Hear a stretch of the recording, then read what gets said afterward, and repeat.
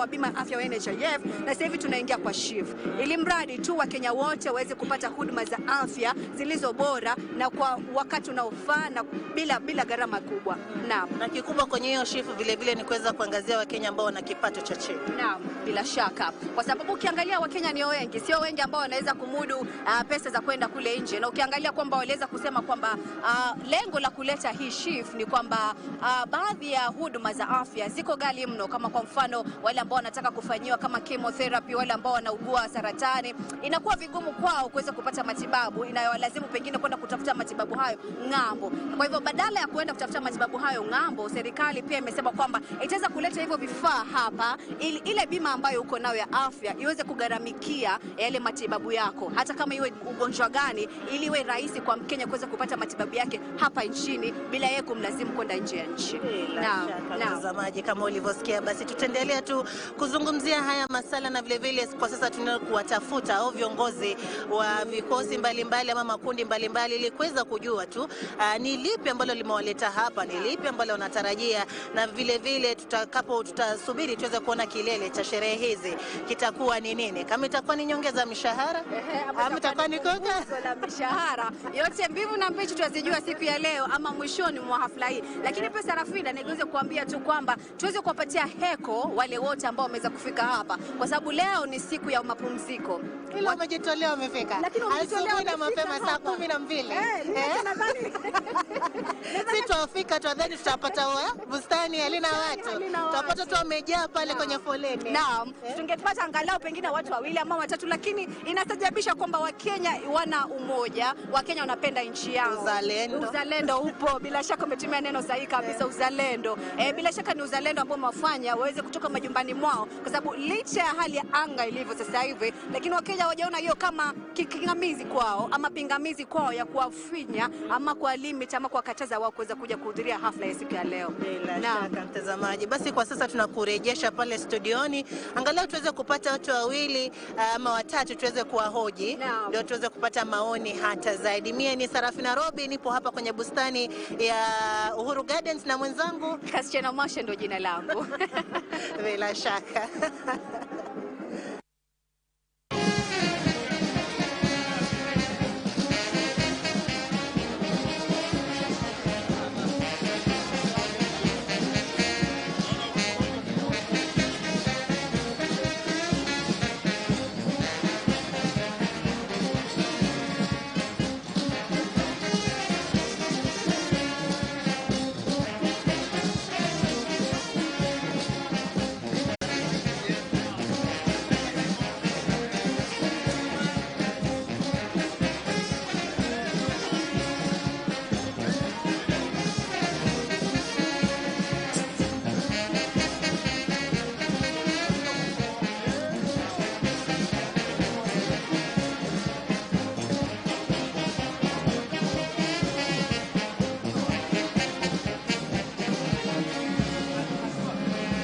Basi tukiendelea na kipindi cha burudani, Presidential Escort Band pale wakitutumbuiza, tuwapatie makofi tafadhali ili tuweze kuwapatia nguvu wakiendelea kutupatia burudani. Naomba tafadhali mic za pale chini tuziwashe ili tuhakikishe kila kitu iko sambamba, tukiendelea kungojea mgeni wa heshima ambaye ni Rais wa Jamhuri ya Kenya, Daktari William Samoei Ruto. Hebu tujaribu mic za pale chini tafadhali. Check 1 2, sound check. Sound check. Sound check 1 2, sound check. Majaribio ya sauti 1 2. Majaribio ya sauti. Imekuwa ni bendi yetu ya polisi iliyoko kwenye msafara wa rais.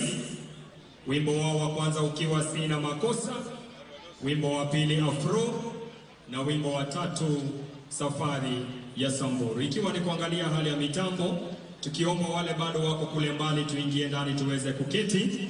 Watu wote kuanzia sasa mgeni rasmi atakuwa anajiunga nasi. Sound check. Haya basi, tutarudisha usukani kwa bendi ili waendelee na burudani, tukiendelea kungojea mgeni wetu wa heshima ili tuanze hafla ya leo hivi karibuni.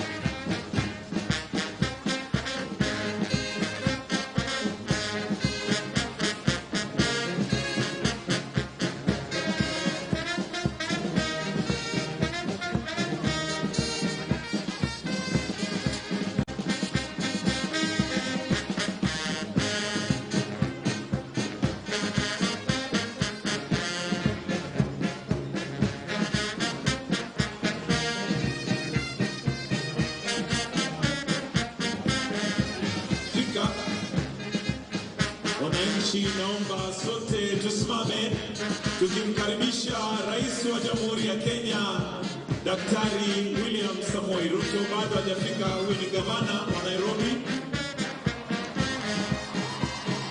Tuwie radhi, pale ni gavana wa Nairobi.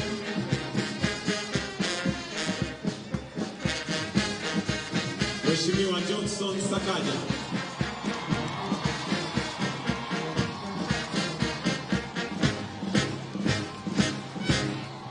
Tuweze kuketi tukimngojea rais ambaye atafika hivi karibuni.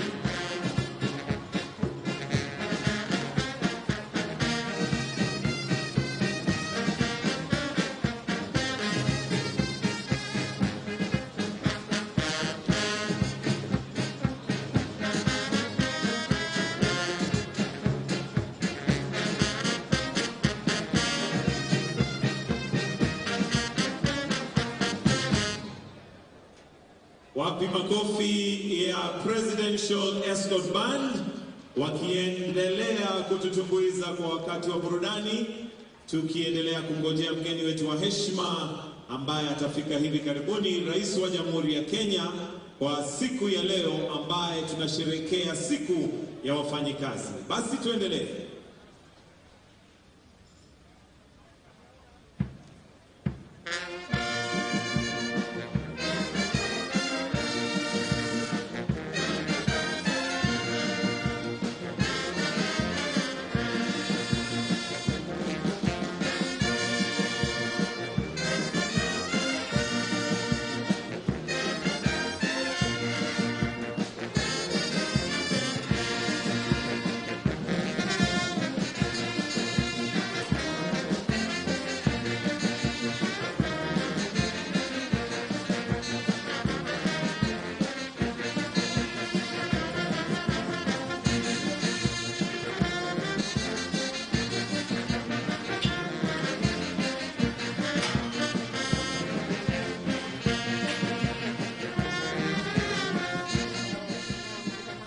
Katika uga ama bustani ya Uhuru hapa jijini Nairobi, ambapo leo tunaadhimisha siku ya wafanyikazi, ikiwa leo tunasherehekea mwaka wa 59 tangu tulipoadhimisha rasmi kama serikali ya Kenya mwaka 1964 uliokuwa mwaka kamili ulioasisiwa kabisa ulipoanza kusherehekewa sherehe hizi za siku ya wafanyakazi. Ni siku ambayo tunasherehekea ama tunatambua uwepo na umuhimu wa wafanyakazi hapa nchini Kenya, na sio Kenya peke yake bali kote ulimwenguni. Siku kama hii huwekwa maalum tu kwa ajili ya yule mfanyikazi ambaye anafanya kazi yake ya kila siku. Hapa katika bustani ya Uhuru tayari naona gavana wa Nairobi Bwana Johnson Sakaja ameweza kuwasili eneo hili, naye naibu rais Bwana Rigathi Gachagua pia ameweza kuwasili katika eneo hili, na baadhi ya viongozi wengine ambao wameweza kufika sehemu hii. Yupo waziri wa masuala ya wafanyakazi ambaye ni Bi Florence Bore. Yupo tayari katibu mkuu wa chama cha muungano wa wafanyakazi Bwana Francis Atwoli, na tayari tunamngojea rais ambaye tunafahamishwa kwamba hayupo mbali, tayari ashafika katika majengo haya ya eneo la Uhuru Gardens. Tayari pia wabunge, baadhi tu ya wabunge pia wapo katika eneo hili, ambaye namuona mbunge Jalango ambaye yuko katika eneo hili ameweza kufika katika uga huu, na tayari Wakenya wengi wameweza kufika sehemu hii na kama tunavyoona rais ndio huyo anaweza kuwasili. Tayari yale magari yake ya usalama yanaweza kufika, escort ya rais imeweza kuwasili, ndio huyo iliradhi tu kuweza kumkaribisha mstahiki rais Daktari William Samoei Ruto. Mtazamaji, leo ni sherehe 59 ya siku ya wafanyakazi, na anayeingia tayari sasa hivi katika uga huu ama katika bustani hili ni si mwingine bali ni Rais William Samoei Ruto. hii ukiwa ni mwaka wa pili ama ikiwa sherehe ya pili tangu alipoingia madarakani mwaka 2022. Bila shaka rais, hii ni sherehe yake ya pili baada ya kuadhimisha ile ya mwaka 2023. Na kwenye hafla ya mwaka jana, rais aliweza tu kuahidi wafanyikazi masuala mbalimbali, ikiwemo swala zima la afya, kama vile kupunguza gharama ya bima ya afya kutoka shilingi 500 hadi shilingi 300, ambapo tayari usajili unaendelea, mtazamaji, wa bima hiyo. Na anayeshuka katika gari hilo bila shaka ni rais, ambaye ameweza kuvaa kulingana na rangi za sikukuu ya leo. Bila shaka wenyewe wanasema rangi ya purple. Na rais ameweza kuvalia suti lake, bila shaka ndio huyo anaweza kusalimiana naye gavana wa Nairobi Johnson Sakaja. Hapo namuona nasalimiana naye katibu mkuu Francis Atoli na viongozi wengine ambao wapo hapo kutoka muungano wa KOTU. Bi Florence Bore ambaye ni waziri wa masuala ya wafanyikazi tayari yupo hapo akimwelekeza tu rais baadhi ya wale viongozi wa KOTU ambao wameweza kujitokeza licha ya hali ya anga, mtazamaji. Mvua rasharasha za mvua zinaendelea kushuhudiwa tu katika sehemu hii, lakini wafanyikazi wa Kenya pia wameweza kujitokeza kwa wingi. Karibu sana Mheshimiwa Rais wa Jamhuri ya Kenya.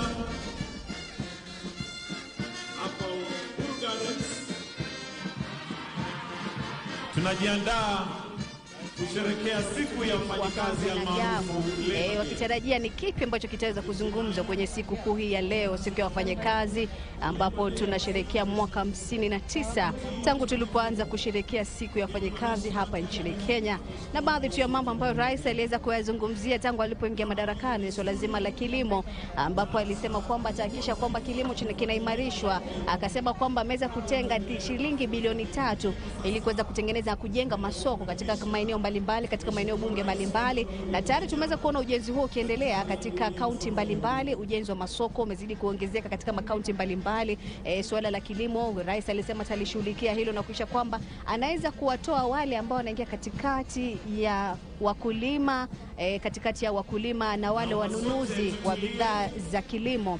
Akasema wale wote wanaoitwa mabrokers wataweza kutolewa ili biashara iweze kutoka moja kwa moja kutoka kwake mfanyakazi yule, kutoka yule mkulima hadi kwa yule mnunuzi wa biashara.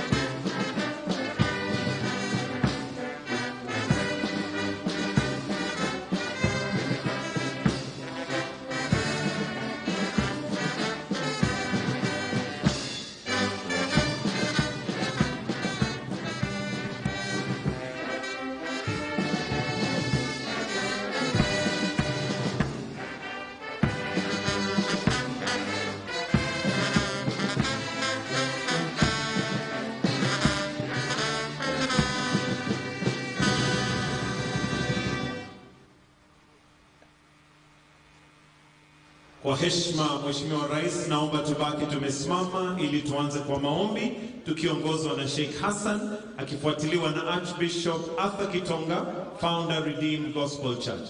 Sheikh Hassan, karibu.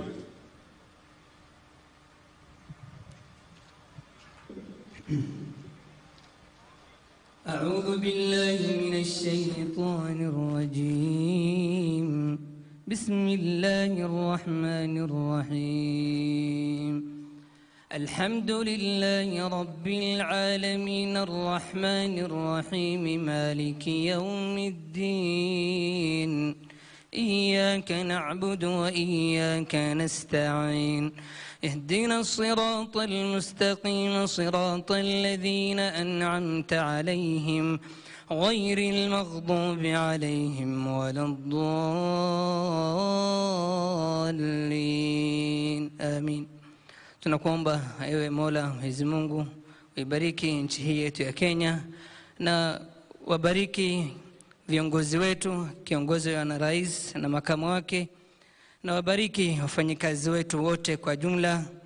Na tunakuomba ewe Mola tubariki kwa hii mvua na neema unayotupea iwe yenye baraka na faida. Sallallahu ala nabina Muhammad.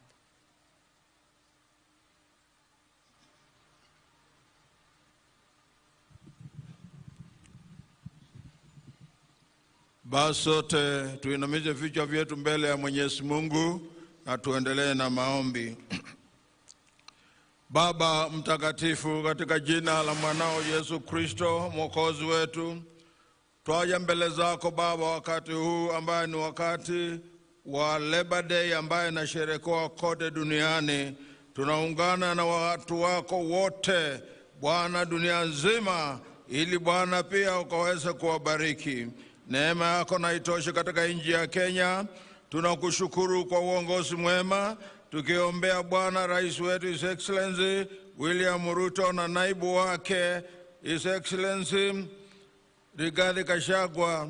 Tunaomba hata wakati huu tukikumbuka mama wa taifa, tukimwombea mahali aliko, Bwana umbariki. Tukiombea hata pia mama wa taifa wa pili pia Dorcas umbariki na kazi zile wanafanya Baba. Excellency Rachel Ruto anafanya kazi nyingi katika kona nchi hii, na tunakuomba Bwana uwalinde.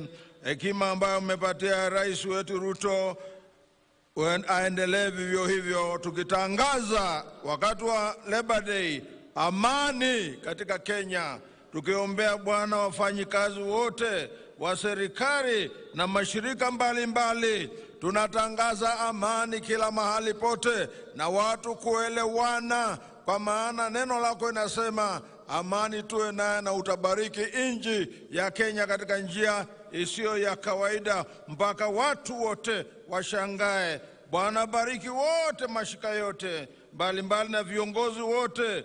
Bwana uwalinde, waendelee na kulinda nchi hii ya Kenya. Tunakushukuru sana kwa ajili ya wafanyikazi wote wa KOTU. Tunamwombea katibu mkuu Francis Atwoli na pia mwenyekiti Joel Chebii na bodi yote ya viongozi wote wa KOTU. Waendelee kufanya kazi wakiweka imani yao mbele zako Mwenyezi Mungu, na uwalinde mfalme wa falme, kwa maana nchi ya Kenya ni nchi yako. Tunaomba ulinzi katika nchi. Tukiwa na ulinzi, wafanyikazi wote watakuwa na amani na wataendelea katika njia mzuri. Bwana, tunaomba ulinzi, usalama wa polisi na jeshi wetu wote uwalinde, kwa maana bila polisi na bila majeshi yetu Bwana hatuwezi kuwa na usalama nchi hii. Walinde Baba, na uwalinde katika kila njia yote, waelekee na amani. Kumbuka kaunti zetu zote 47 Bwana, hata wakati tuko na mafuriko ya mvua ambaye imeangamiza roho za watu wengi. Tunakuomba Mwenyezi Mungu Baba yetu wa mbinguni, tukumbuke mvua hii Bwana itulie. Bwana itulie Bwana, imeumiza watu wengi. Hata unashukuru kwa vile viongozi wetu wamejaribu kusaidia hapa na pale, wakiongozwa ni His Excellency Samuel Ruto. Wote wabariki, hata viongozi na wote wale wako na pesa wasimame na serikali, tusaidie wale wasiojiweza. Kila mtu asikie sauti ya Mungu vile atakuongoza, kwa maana tukisaidia maskini wala nitaabishwa ni mvua, mtaona Mungu akibariki nchi hii. Naomba Bwana hata wale wote matajiri wakumbuke wale maskini. Bwana, kumbuka nchi ya Kenya. Kumbuka nchi ya Kenya na nilia nchi ya Kenya wakati huu. Tuone usalama ukipanda kilele cha juu na kila kitu iendelee kwa njia sambamba, kwa maana nchi ya Kenya ni nchi yako Bwana. Wewe ndio muumba wetu na Bwana tunakutegemea kwa kila wakati, na wakati wa KOTU Bwana ubariki, na GS wa KOTU vile amekuwa na hekima ya kutosha, Bwana aendelee kuwa na hekima hii ya uongozi, na umpatie muda mrefu wa kuendelea na kuongoza kazi yako. Bariki viongozi wote, pia wale wa KOTU mahali waliko, wale wako hapa na wale wasio hapa, wakumbuke wote. Ninamalizia maombi yangu nikisema amani, amani katika nchi ya Kenya, kwa jina la Baba na la Mwana na Roho Mtakatifu, na watu wote waseme amen. God bless you all. Kwa heshima naomba tuweze kuketi.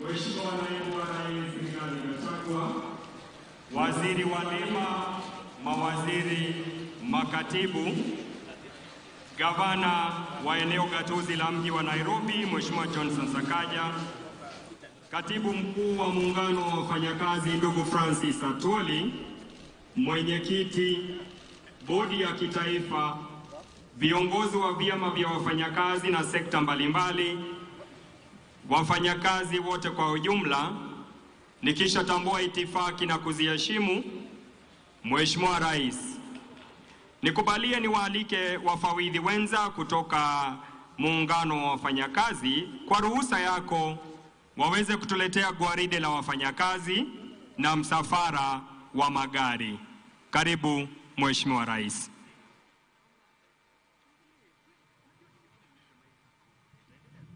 Asante sana mwenzangu,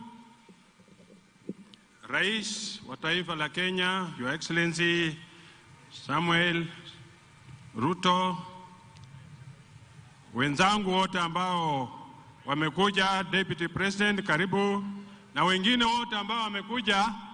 Sasa ni wakati ambao tunajiandaa kuwaonyesha ni kazi gani tunafanya viwandani, na ningependa wale ambao wanasimamia msafara waanze kukuja mara moja, kwa sababu wakati sio wetu, mvua ni nyingi, na tunataka tuonyeshe ni kazi gani tunafanya viwandani. Tutakuwa kwa haraka kwa sababu wakati sio wetu, na tunataka tuhakikishe kila jambo ambalo tunafanya linatumika kwa muda unaofaa. Wale ambao wanasimamia msafara, tafadhali, tunaona mnasubaa, sijui mko wapi. Fanyeni haraka, watu waanze kupita. Tafadhali, haraka sana. Na tutakubali mtembee pole pole. Ile bandi ambayo inaongoza itafanya quick march kidogo ili mfike hapa kwa haraka. Ni siku kubwa. Katibu mkuu ambaye ndugu Francis Atwoli ambaye anaongoza wafanyakazi ako pamoja na kiongozi wa nchi, na kiongozi wa nchi amevunja rekodi kwa sababu mkimuona amevaa kama mtu ambaye anatambua siku ya wafanyakazi.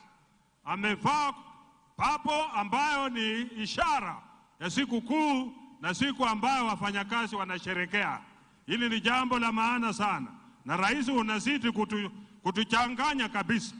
Wewe uko haraka kwa fikira zako, na Mungu azidi kubariki, kwa sababu hilo jambo unafanya sio rais watu wengine kufikiria vile unavyofikiria, na Mungu azidi kukubariki. Asante sana. Tunafanya bidii tuone ya kwamba hili jambo tunafanya lifanyike kwa haraka, na tufanye kwa njia inayofaa, na tutafanya bidii ili tuone ya kwamba wale ambao wameruhusiwa na matajiri wao kuja hapa kwa siku ya leo wanapewa nafasi yao. Tafadhali tufanye haraka ili tuone ya kwamba karibu kila mtu ambaye amepewa nafasi na tajiri na ni mfanyakazi wakuje, tufanye haraka tupite mbele. Administration band ndio hao wanakuja nao pole pole, lakini tunaomba waweke quick march kidogo ili tuendelee na shughuli yetu ya siku ya leo. Na pia nashukuru wale wafanyakazi ambao wamejitokeza kwa wengi kuja kuungana na sisi ili kusherekea hii sikukuu yetu. Kwa sababu ni wakati wenu, lazima mdhihirishe. Licha ya mvua nyingi, naona mmekuja kwa idadi ambayo ni nzuri, na tunaomba tuwe watulivu. Tuwe watulivu kwa sababu tunataka tufanye hii kazi kwa haraka sana. Na mtatembea kwa spidi kidogo kwa sababu hatuna wakati, ili tuweze kuona wenzetu ambao pia wamepewa ruhusa ya kuja kusherehekea na sisi siku ya leo.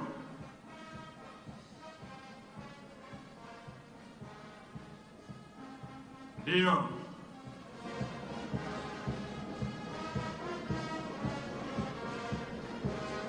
Siku yetu, siku kubwa, siku ambayo sisi wote huwa tunatambua haki za wafanyakazi. Maongezi yanaendelea kwa wale ambao wako na shida mbalimbali, na watahakikisha ya kwamba maongezi kati ya tajiri na wafanyakazi na suluhisho linapatikana bila kwenda kwa mambo mengi. Wafanyakazi na matajiri lazima wawe na uelewano wa haraka sana.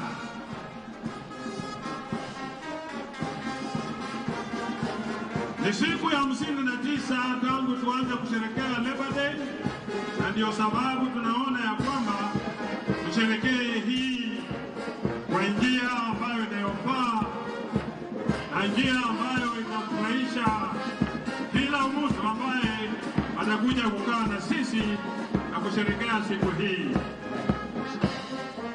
Asante sana Central Bank. Thank you very much for the presentation.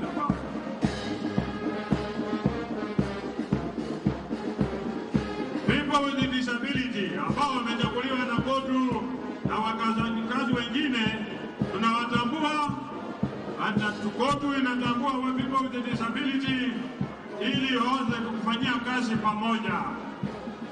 Kwa hivyo shukrani yetu kubwa ni kwenu, na muendelee namna hiyo. KOTU na employability yote inawezekana. Asante sana wale affiliate wa National Affiliates KOTU Kenya. Asanteni kwa kukuja, tunatambua uwepo wenu na tunajua mnaweza kufanya. Kenya Union of Government Workers Union, asanteni sana. Unakaribishwa na mzidi kuongea na kuelewana. Amalgamated Union ambaye inaongozwa na Madam Rose Mamo, asante sana. Asante sana kwa kuja kwenu. Kenya National Union of Teachers, ndugu William huyu, walimu ni sauti. Walimu ndio chombo ambacho kinaleta manufaa, akili kwa kila mtu, na kuhakikisha kila mtu anaelewa anachofanya. Kenya Union of Domestic Hotels, Kudeya, ambaye inaongozwa na ndugu Albert Njeru, asanteni sana. High Diplomatic Workers of the Pillars and the Emirates of Kenya, asanteni sana kwa kuja kwenu. Ndugu Albert Njeru anachunga maslahi yenu. Kenya Engineering ya ndugu Nyamwaka, asante sana kwa kuja kwenu, kwa sababu bila nyinyi hatuna magari, hatuna nini, hatuna vyuma ambavyo zinafanya kazi nzuri. Pamoja na shamba seva yote wako chini ya hiyo.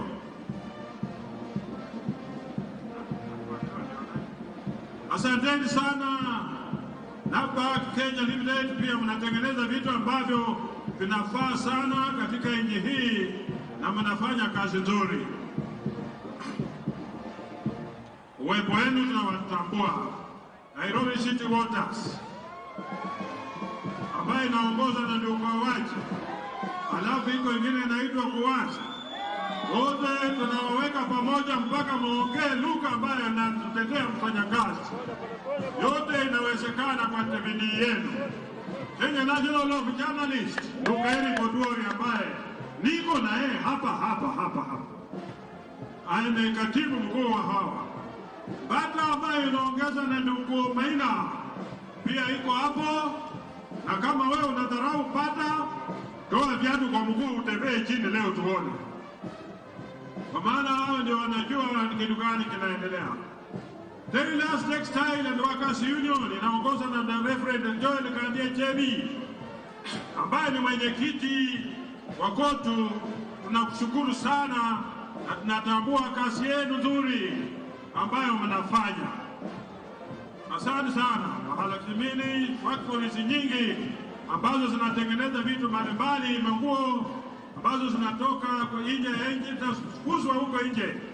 Na sisi tunasiti kuomba serikali iendelee kuwaunga mkono kwa sababu ni watu ambao ni wa maana sana. Kazi yenu ni nzuri, tunaitambua.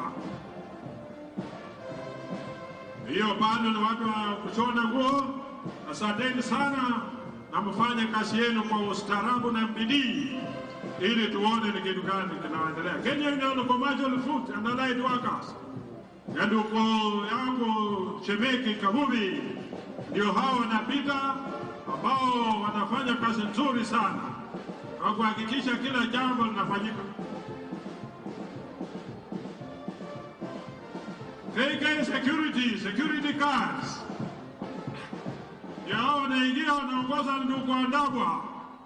KK Security, one of the security firms ambazo zinatambulika na wanafanya kazi mzuri sana kuhakikisha ya kwamba kuna usalama, na hivi karibuni watapewa haki yao ya kuhakikisha hao pia wako armed properly well ili kudili na majambazi. Kabla polisi wachafungia hao watakuwa wamemalizana na majambazi. Asante sana kwa kazi nzuri mnafanya. Hao maaskari wa umma pia najua kazi yao, hao ndio wanasaidia kutafuta wale walimu mpote penye wamejificha mpaka wapatikane. AK security card. Asante sana. You are a very good firm and we recognize you very well. Naomba wale wako mbali watembee kwa haraka, tusiwe na gapu katikati. Haraka sana. Nyinyi na askari unaweza kimbia maji ni mwanzie mbele, wale wako nyuma. You rush so that we don't want that gap in between. KK Security, wonderful firm ambayo sisi tunatambua mnafanya kazi mzuri mpaka mko na firefighting equipment. Hiyo ni jambo la maana sana. Kabla wengine hawajafika, nyinyi mtakuwa mmeingia. Asante sana, asante sana.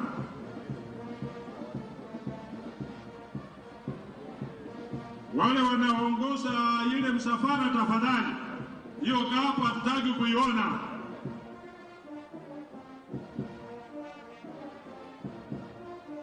Okay, asante sana. Tunaendelea na kutambua security firms zetu zote ziko chini ya ndugu wetu Andabwa.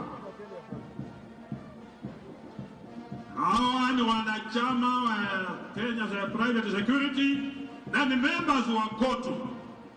Members wa KOTU kwa haki yao, na walijitambua kuwa members wa KOTU na wataendelea kutambuliwa na KOTU.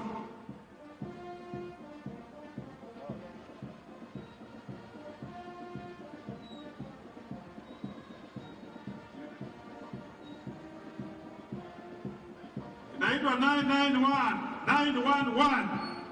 Hii ni kampuni ambayo pia na provide ulinzi kwa nchi hii na wanafanya kazi mzuri. Wale wako nyuma security firms, tafadhali mharakisha haraka. Nataka tuone ni kampuni gani zingine ambazo siko ili tumalize mambo ya floats, ili tungoje tusikize hotuba ya mkubwa wa nchi yetu ambaye ana mambo mengi ya kutueleza siku ya leo.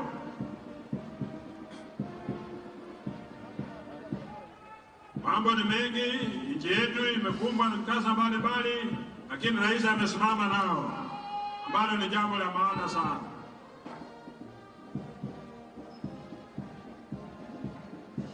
Asante sana. Wale security firm inapita hapo, wanajulikana kwa kazi nzuri ambayo inafanya, na natambua nyinyi kwa sababu mwelekeo wenu ni wa bidii na mnafanya kazi bila kuchoka na bila kuhurumia mhalifu yeyote. Mnalinda mali ya watu kwa njia inayofaa na hampembelezani na mtu iwapo anapatikana mkono mbaya wa kazi yenu. Inaitwa Securex. Securex one of the firms ambazo zinatambulika kwa kazi nzuri ambao wanafanya. Fanye kazi kwa bidii, uwe waaminifu, chunge mali ya customer wenu vizuri ili msije kupata kazi ambazo mnatakiwa mfanye. Bidii yenu ndio itawapa kazi nzuri. Eskia, one of the strong firms ambayo inaongozwa kwa njia iliyofaa, njia ya ustaarabu, njia ya ustedi, watu ambao wanaelewa kazi yao, hawabahatishi hata kidogo, kwa sababu kazi yao ni kulinda mkubwa yao, kulinda mali yao, kulinda kila kitu yao, ambao wameandikwa kufanya hiyo kazi. Na ikiwa unataka kuwajaribu, enda ofisi yao na utapata huduma nzuri sana na utaangaliwa kwa njia inayofaa. Firm ambayo ni kampuni kubwa ambayo inasimamia mambo ya wafanyakazi na imebarikiwa kwa sababu hawalekeshi hata kidogo kazini kwao. Watu wazuri, hiyo the persons wanafatisha jambo lolote ambalo unataka wakufanyia, watakufanyia kwa njia ya busara na njia ya heshima. Kazi yao ni nzuri, yatambua. Wote hao wanachama wa Kenya Private Security na pia wanachama wa KOTU kwa hiari, sio kwa lazima.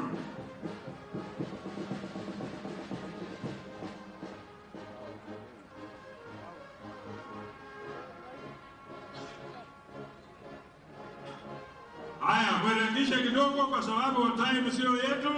Nataka tuwaone wenzenu ambao wanatoka nyuma na natambua driving school kwa sababu hao wanapeana mafunzo mazuri ya wale watu wanaendesha magari, na ukitoka kwa hiyo farm wewe umeiba, kwa sababu hautakuwa mtu wa kubahatisha kazi yako. A very excellent farm which knows its one. Once you are trained, you have a super driving license, na hiyo itakusaidia sana. PM Securities pia ni one of the firms ambazo kazi yao inatambulika na wanafanya kazi kwa heshima na wanafanya kazi kwa njia ambayo inafurahisha sana. Watu wa mbele wasonge, kwa sababu hatutaki watu kusimama hapa, nataka watu wasonge haraka. PM Securities, you are very lucky to have time to stop here and do your marching when you are stopping. Thank you very much. Na tunawatambua na tunajua ya kwamba mnafanya kazi nzuri. Asante sana. Mungu azidi kuwabariki. Muendelee namna hiyo kwa sababu kazi yenu ni kazi ya muhimu sana.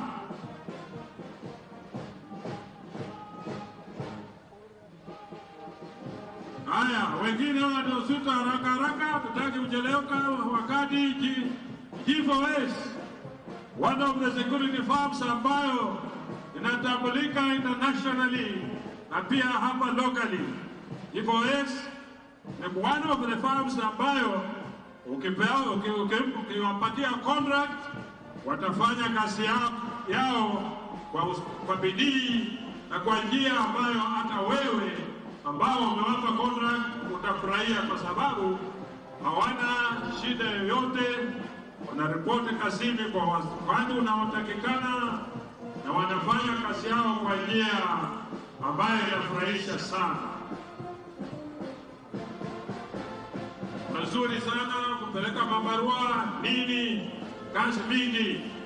Hata wanafanya kazi na watu wa mabegi kuhakikisha pesa ambazo wanapeana escort zinafika mahali ambapo zinatakikana.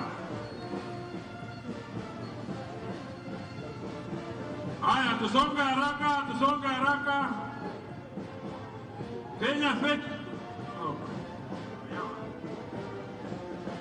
Kenya Commercial Food and Allied Workers, karibuni. Na Kenya Veterinary ambaye inaongozwa na Dr. Miheso, ndio hawa wanafanya kazi mingi sana kuhakikisha mambo yanaendelea vizuri. Pia kuna Kenya Commercial, Kenya Union of Commercial and Allied Workers wako kati yao, lakini Veterinary inaongozwa na Dr. Miheso. Wao wanafanya kazi ya muhimu kuhakikisha mambo yanaenda sawa sawa. Kazi yao ni nzuri, inapendwa, na tunahimiza ya kwamba wafanye kazi kwa bidii kuhakikisha tunapata mifuko zetu, tunapata dawa mzuri, so that tusiwe na njia yoyote ya kupoteza mifuko zetu kwa asili ya magonjwa yeyote. Livestock maintenance. Asante sana. Ketao ambayo inaongozwa na ndugu Ernest Nadome, watu ambao wanahakikisha kuna stima ya kutosha. Saa hizi hawana sababu ya kutopeana stima kwa sababu mahali generation plans zote ziko na maji ya kutosha.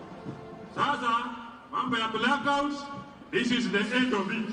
Mambo ya blackout hatutaona tena kwa sababu wana generate enough electricity na wanahakikisha ya kwamba kila mtu ana umeme kwa nyumba yake na kila saa unatumia mbinu zote. Wako hata na generators ambazo zinahakikisha, wako pia na stima ambayo inaletwa na mvuke. Yote hiyo inahakikisha kuna stima ya kutosha.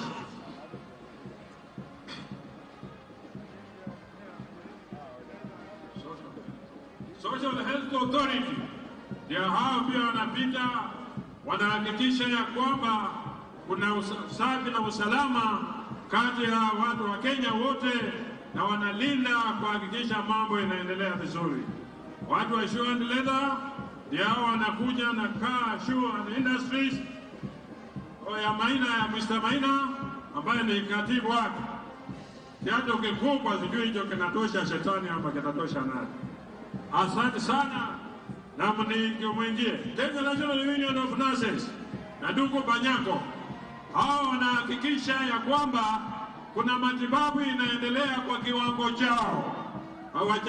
Wahakikisha ya kwamba wanaendelea kuhakikisha watu wanapewa matibabu kwa njia nzuri, njia ya utaratibu, njia ya kiheshima, na ndio wale watu wa kwanza kupokea mgonjwa wanahakikisha kila jambo linaendelea vizuri.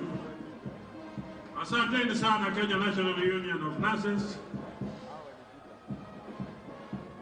Asante sana ndugu Kabubi na Commercial Food and Allied Workers. Hao wanatengeneza matunda mazuri sana. Ukikunywa utasikia kiu na afya yako itazidi kuongezeka, kuhakikisha uko na usalama na unasikia vizuri. Asante sana, karibu sana. Asante sana, unafanya kazi nzuri. Iwapo unasikia mambo ya pressure, mambo ya nini kivyako, utafute hizo sweets na utaona kwamba pressure yako inaenda chini. Haya, hao wanaongoza na bakery ambaye inaongozwa na ndugu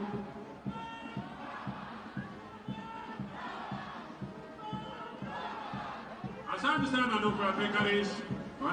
Halafu na kubeti wale ambao wanafundisha sisi kwa mambo ya elimu ya juu, secondary schools and what have you, wakiongeza na ndugu Akelo Msori na chairman wao Lomboko Melemba mheshimiwa, ambao wanahakikisha elimu iendelee vizuri na wana maneno. Wakitaka maongezi yao wanaenda wanakaa na tajiri wao na wanaongea mambo yao, wanamaliza.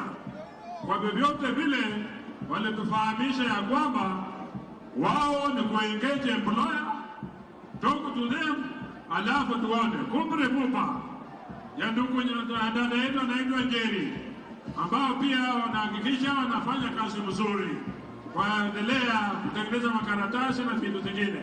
Hoteli ya Allied Workers Union ya Nduku Asaba, watu wazuri ambao wanahakikisha ukienda kwa hoteli unakula chakula mzuri ambayo unahakikisha iko sawa. Na hawa ni wafanyakazi domestic workers ambao wanasema ya kwamba wanataka haki yao, sheria yao iwe ratified ili wapate haki yao vile inavyotakikana. Happy Labor Day, Hela, asante sana Hela International ambao pia kazi yao ni nzuri na wanafanya mambo mazuri kuhakikisha nchi yetu haibaki nyuma. Haya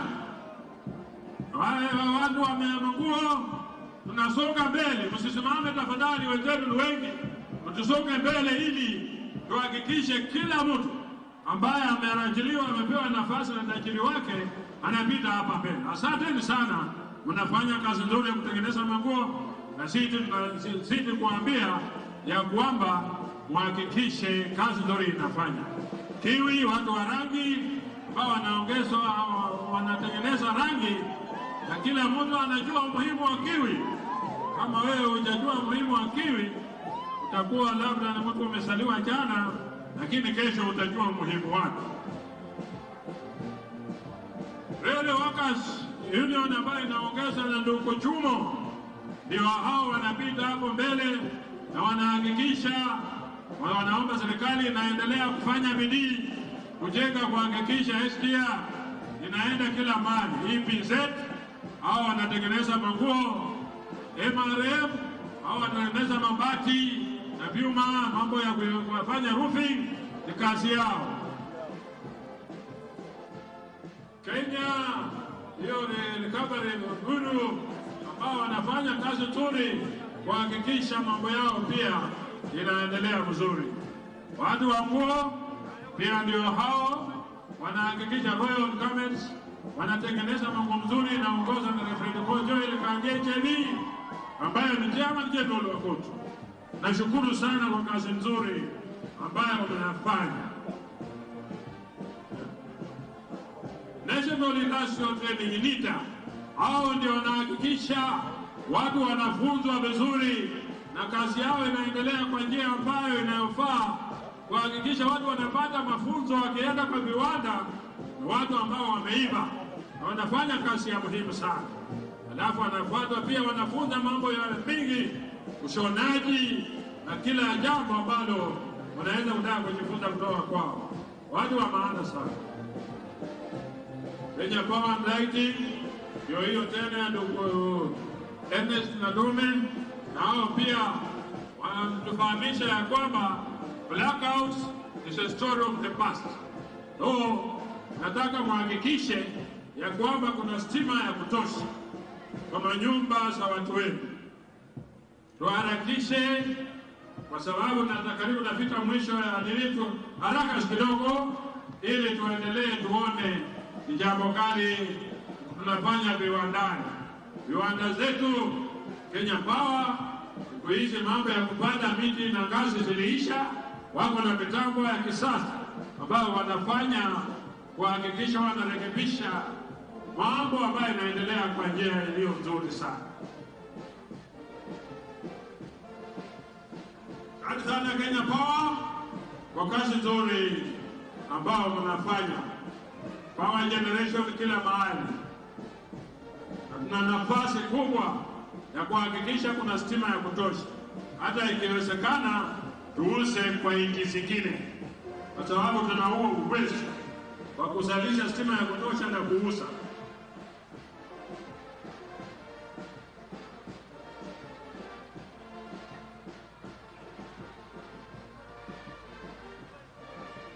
Na wale ambao wamemaliza kuonyesha display narudi kwa uwanja, kwa sababu na muhimu sana nukusikiliza hotuba ya mkubwa wetu Bwana Francis Atwoli, waziri wa leba, na kumalizia yote rais mpendwa wa nchi yetu ambaye amedhihirisha na mfanyakazi namba 1 siku ya leo. Asante sana.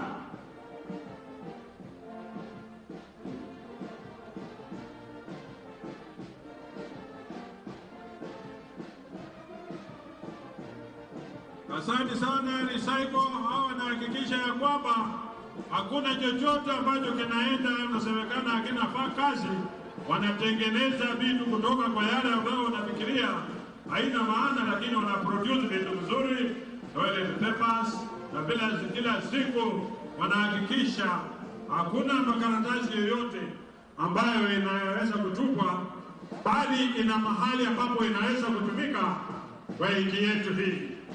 Shukrani sana, Mungu azidi kuwabariki na muendelee na kazi nzuri. Tunafuatwa na Chandaria, ni kampuni ya Chandaria ambayo inahusika na utengenezaji wa hizo vitu zote. Mnafanya kazi nzuri na mnafanya Kenya inajulikana ya kwamba hakuna wastage yoyote. Na hakikisha ana produce pamoja na sabuni nzuri ya kuosha mikono na vitu zingine. Subra Textile, watu ambao wanatengenezaji wa nguo chini ya ndugu yetu Reverend Joel Kandie Cheri. Kazi nzuri mnafanya. Asanteni sana. Mungu azidi kuwapa maarifa na kutengeneza hata vitu zingine nyingi ambazo kila mtu atafurahia. Sunflower Textile. Asante sana.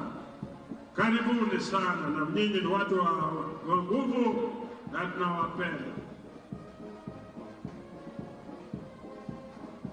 Tusonge mbele, wale watu wana control flow tafadhali mharakishe huko mbele, hatutaki watu kusimama. Tafadhali kama umemaliza kupita hapa, songa kwa haraka ili watu wengine wapate nafasi ya kupita.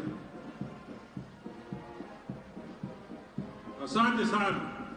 Hao wanatengeneza mabati ya kuhakikisha ya kwamba naitwa Gopro, watu wazuri sana, wanatengeneza mabati ya nyumba pamoja na matangi za maji.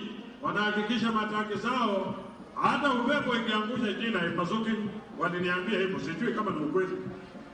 Haya, our Landmarks Construction, that is the next construction, kampuni ambayo inahusika na mambo ya ujenzi, na unaona wako na kila jambo linalodhihirisha ya kwamba wanaweza kufanya ujenzi na construction. Ndugu yetu Francis Murage ndio katibu wao. Haya, watu wa East African Industries, zamani mlikuwa mnaitwa East African Industries. Asante sana, asanteni sana watu wa Blue Band, na wanaongozwa na ndugu yetu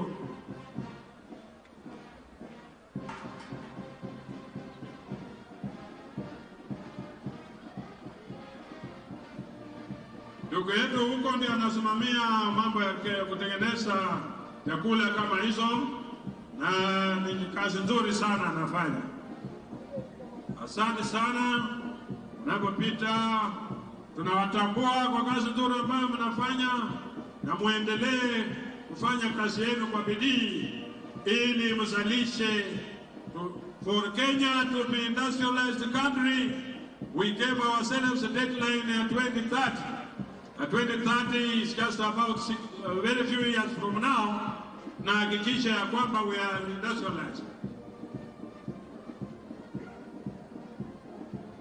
Ministry of Labor ambao wanahakikisha haki za wafanyakazi zinalindwa, wanahakikisha wanakirewa wale matajiri wote ambao wanaandikwa wanafanya kazi kwa njia inayofaa, wanahakikisha ya kwamba wale watu ambao wanapewa nafasi kwenda nje wanaenda kwa njia mzuri. Na nashukuru rais kwa sababu umeendelea kutafutia Wakenya nafasi za kazi nje ya nchi hii, na nao wanahakikisha kuna usalama sehemu za kazi, ili wahakikisha ya kwamba unapofanya kazi usipate ajali kazini.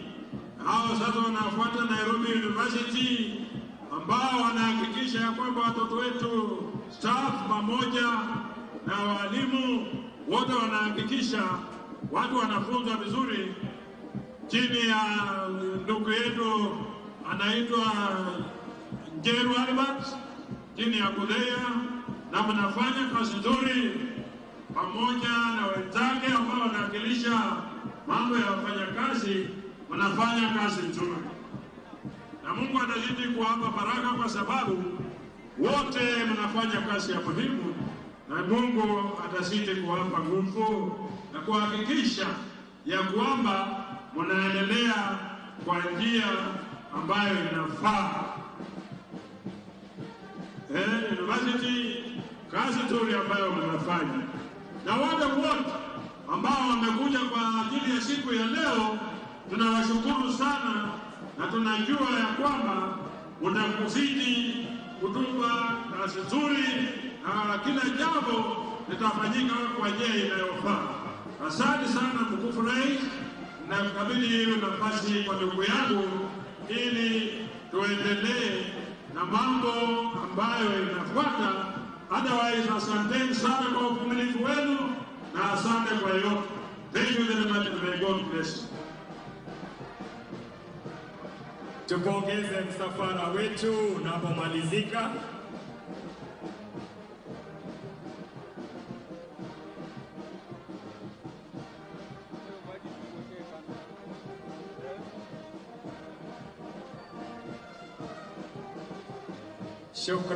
Shukran Bendi.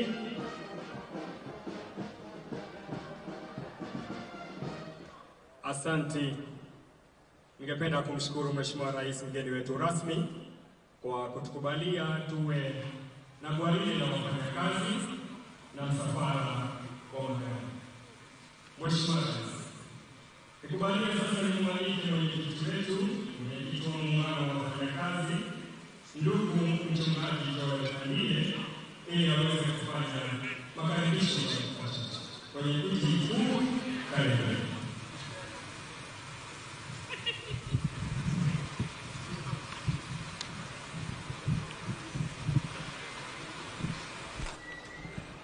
Mheshimiwa Rais wa Jamhuri ya Kenya, Excellency Dr. William Samoei Ruto, Katibu Mkuu wa KOTU Dr. Francis Atwoli, and our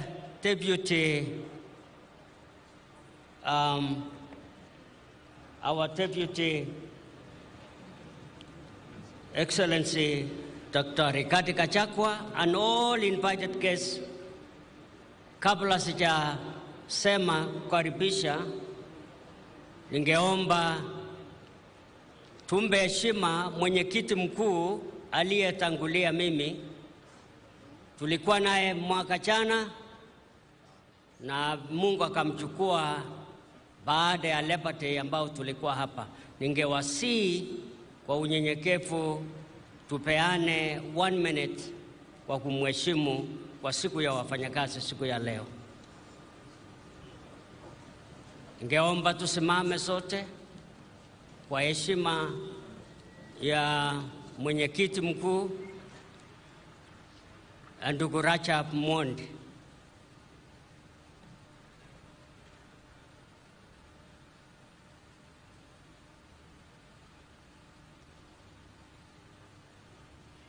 Asante. Thank you, Your Excellency. So, Your Excellency, the President of the Republic of Kenya and Commander-in-Chief of Defense Forces, Dr. William Samoei Ruto, Your Excellency, Deputy President, Honorable Rigathi Gachagua, the Cabinet Secretary, Minister of Labor and Social Protection, Honorable Florence Bore, the Principal Minister of Labor and Social Protection, State Department for Labor, Honorable Shadrach Mwangolo Mwadime, the Principal Secretary, Minister of Labor and Social Protection, State Department for Social Protection and Senior Citizen Affairs, Honorable Joseph Mokosi Mudari, and other Principal Secretaries. Your Excellency, yangu ni kuwakaribisha. Asante maana umefika leo hii. Na mimi naona yule akiwa na macho, aliye na macho haambiwi. Wewe vile vile umeweka kala yetu ile ya papo. Kwa hivyo tunashukuru kwa hiyo. Mheshimiwa Rais, umekuwa pamoja nasi na vile vile umefanya vizuri kukuja siku ya leo. Mimi najua katibu atasema yake na yangu nitaweka iwe fupi sana, si kwa sababu niko mfupi, lakini ni kwa sababu ya saa. Kwa hivyo karibuni Mheshimiwa. Vile vile ninashukuru pia, nimesahau Mheshimiwa Yachichi Gavana. Kwa hiyo asanteni sana kwa kufika wafanyakazi. Director of Federation of Kenya Employers and Vice President ndugu Macharia na wengine wengi. Kwa sababu ya saa na kwa sababu ya mvua, mimi nataka kukoma hapa nikisema asanteni sana na asante sana Mheshimiwa Rais na timu yako ya serikali na wafanyakazi na employers. Mungu awabariki kwa hii sherehe, na vile vile katibu mkuu, tunashukuru kwa kazi ile yote umefanya. And may God bless you ninaposimama hapo. Asante.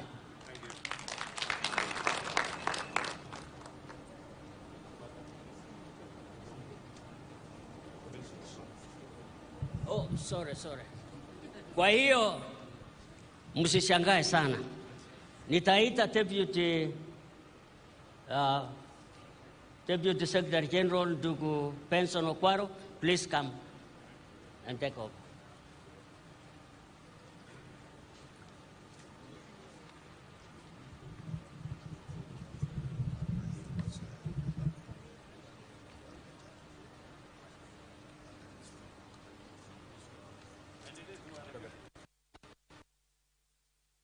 Rais, nafasi nitaomba nimwalike gavana wetu aweze kuzungumza kwa machache. Welcome, Governor.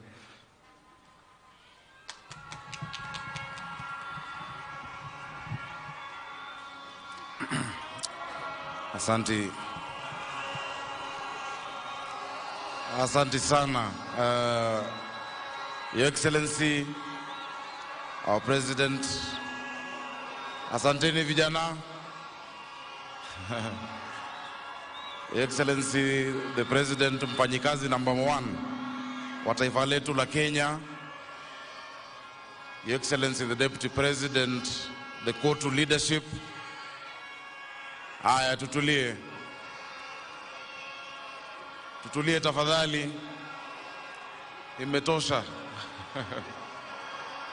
Asante. COTU Secretary General mzee wetu Francis Atwoli, the Federation of Kenya Employers, of course waziri wetu wa labor na mawaziri ambao wako hapa na makatibu ambao wako hapa, all the leaders of the different trade unions that we've been able to see who have displayed their different sectors, wananchi wa Nairobi, wananchi wa Kenya, hamjambo.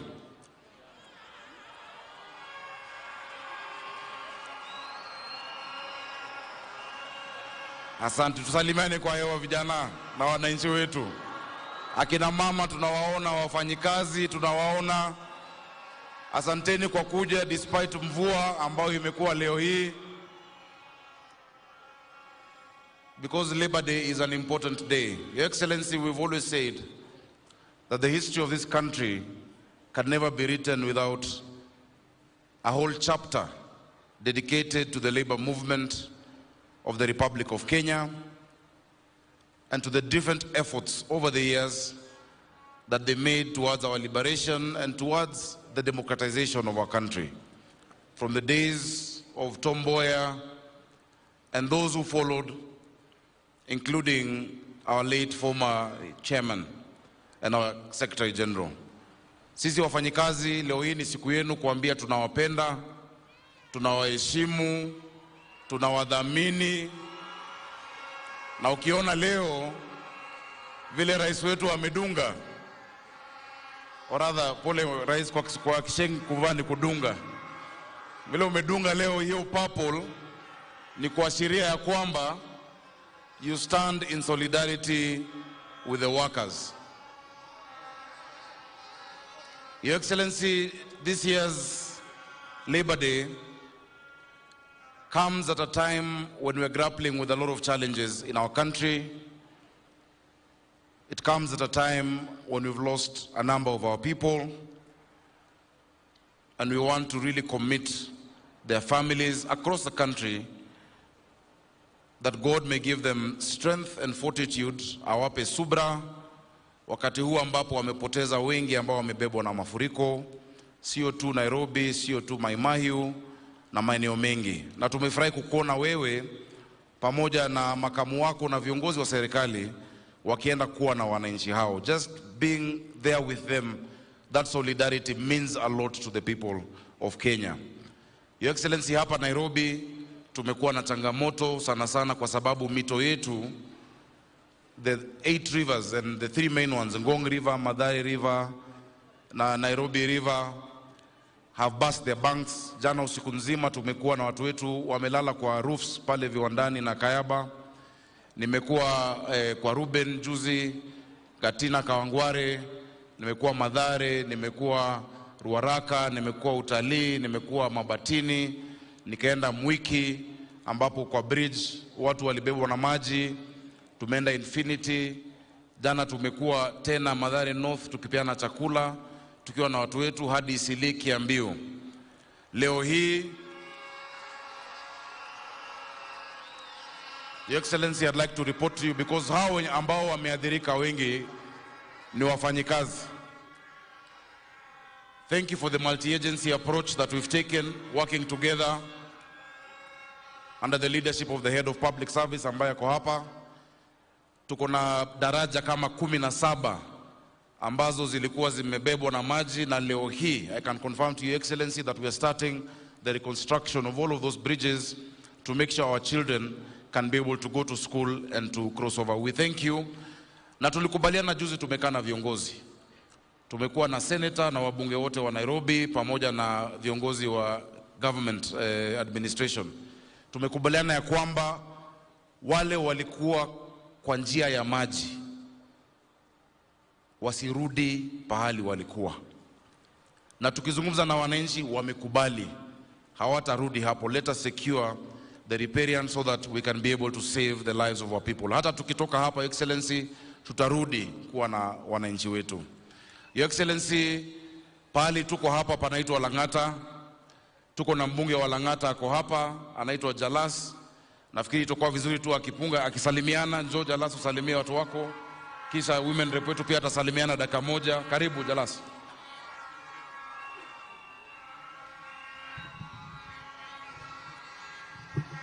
Thank you so much, Excellency the President, our Deputy President, all protocols observed. Watu wafanyikazi wote, karibuni sana ndani ya Lang'ata. Sisi tunawakaribisha.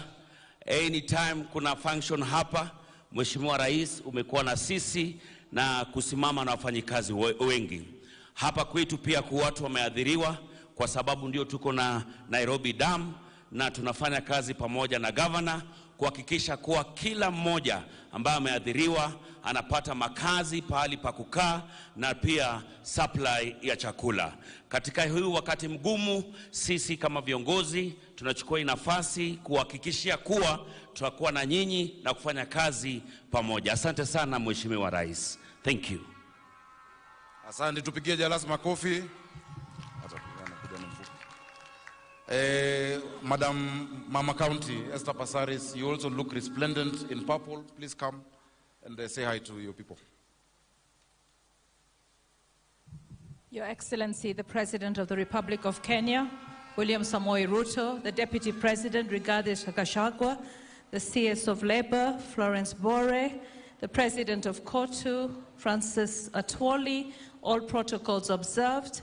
Happy Labor Day. Wananchi hamjambo. Your Excellency, as a member of the Housing Committee, I want to make an appeal. You know, it's very rare that we get an opportunity to make an appeal on behalf of workers. Majority of the employees of this country are the civil servants.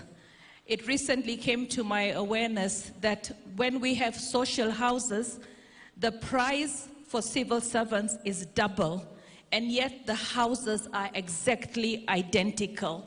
I would have thought that if we're going to charge the civil servants more, the houses would have been slightly better.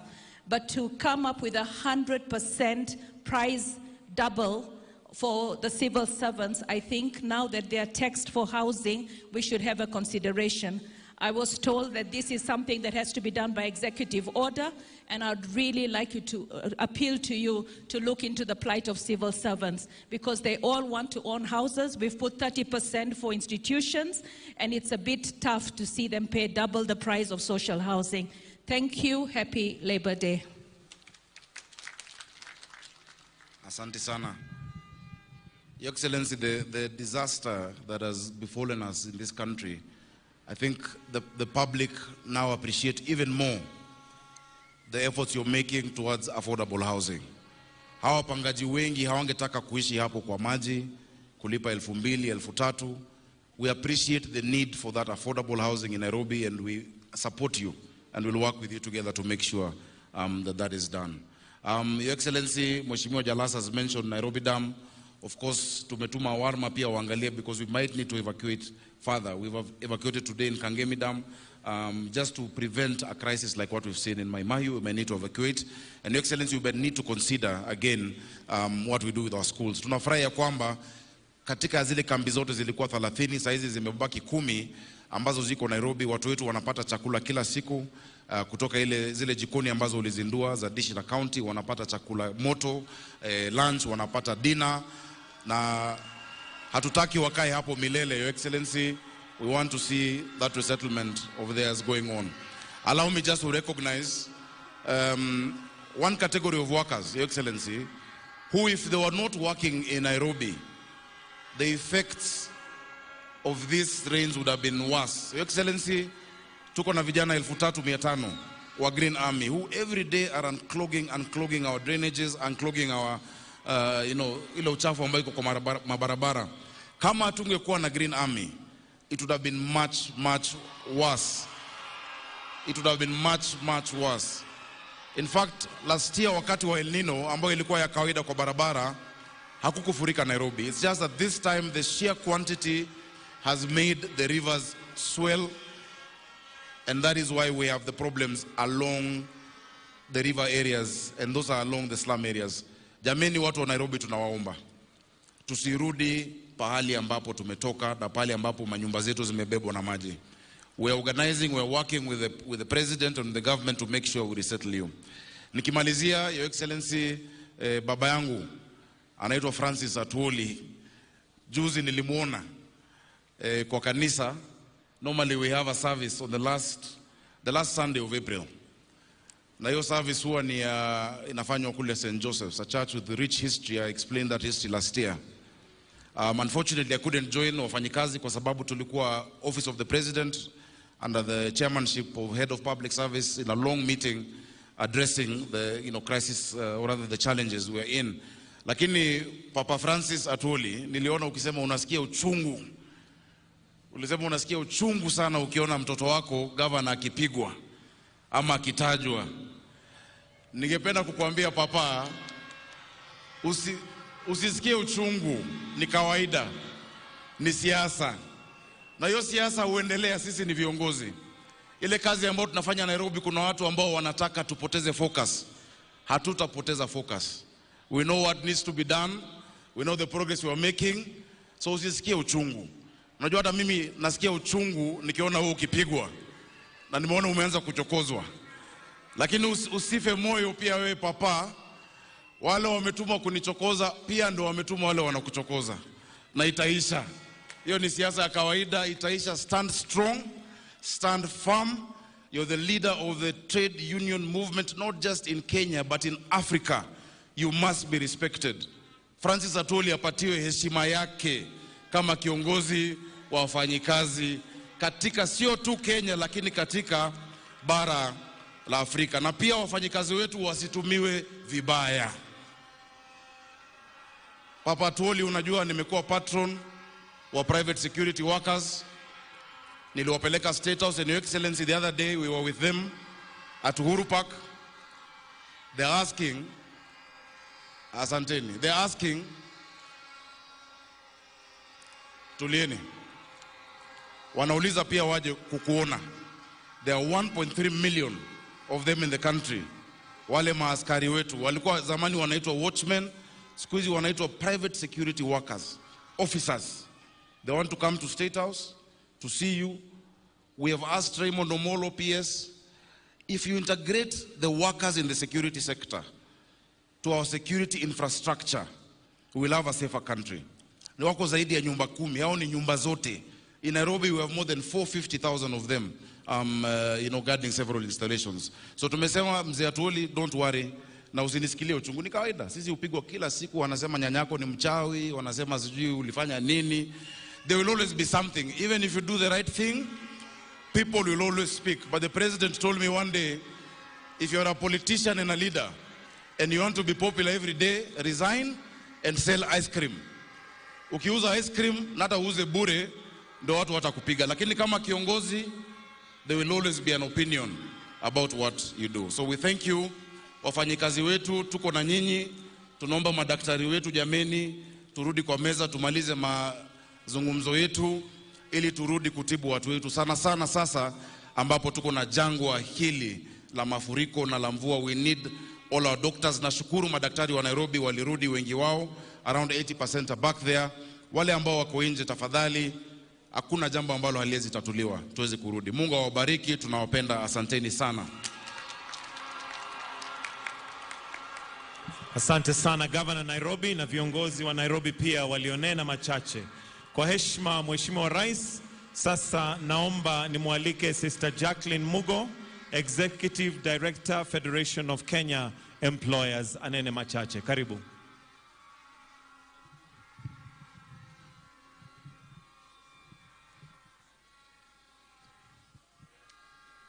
Your Excellency William Ruto, President and Commander-in-Chief of the Defense Forces of the Republic of Kenya, Your Excellency Rigathi Gachagua, the Deputy President of the Republic of Kenya, Your Excellencies, the Ambassadors and High Commissioners present, Governor Johnston Sakaja, the Governor of Nairobi, and all governors present, the Cabinet Secretary for Labor, Honorable Florence Bore, Honorable Cabinet Secretaries present, Principal Secretaries present, Dr. Francis Atuoli, the Secretary General of COTU, members of the Management Board of the Federation of Kenya Employers, led by our National Vice President, Mr. Macharia, senior government officials, and various leaders from the labor movement present.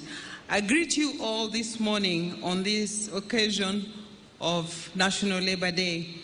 Your Excellency, allow me to start by thanking you sincerely for gracing our day today and in workers' colors.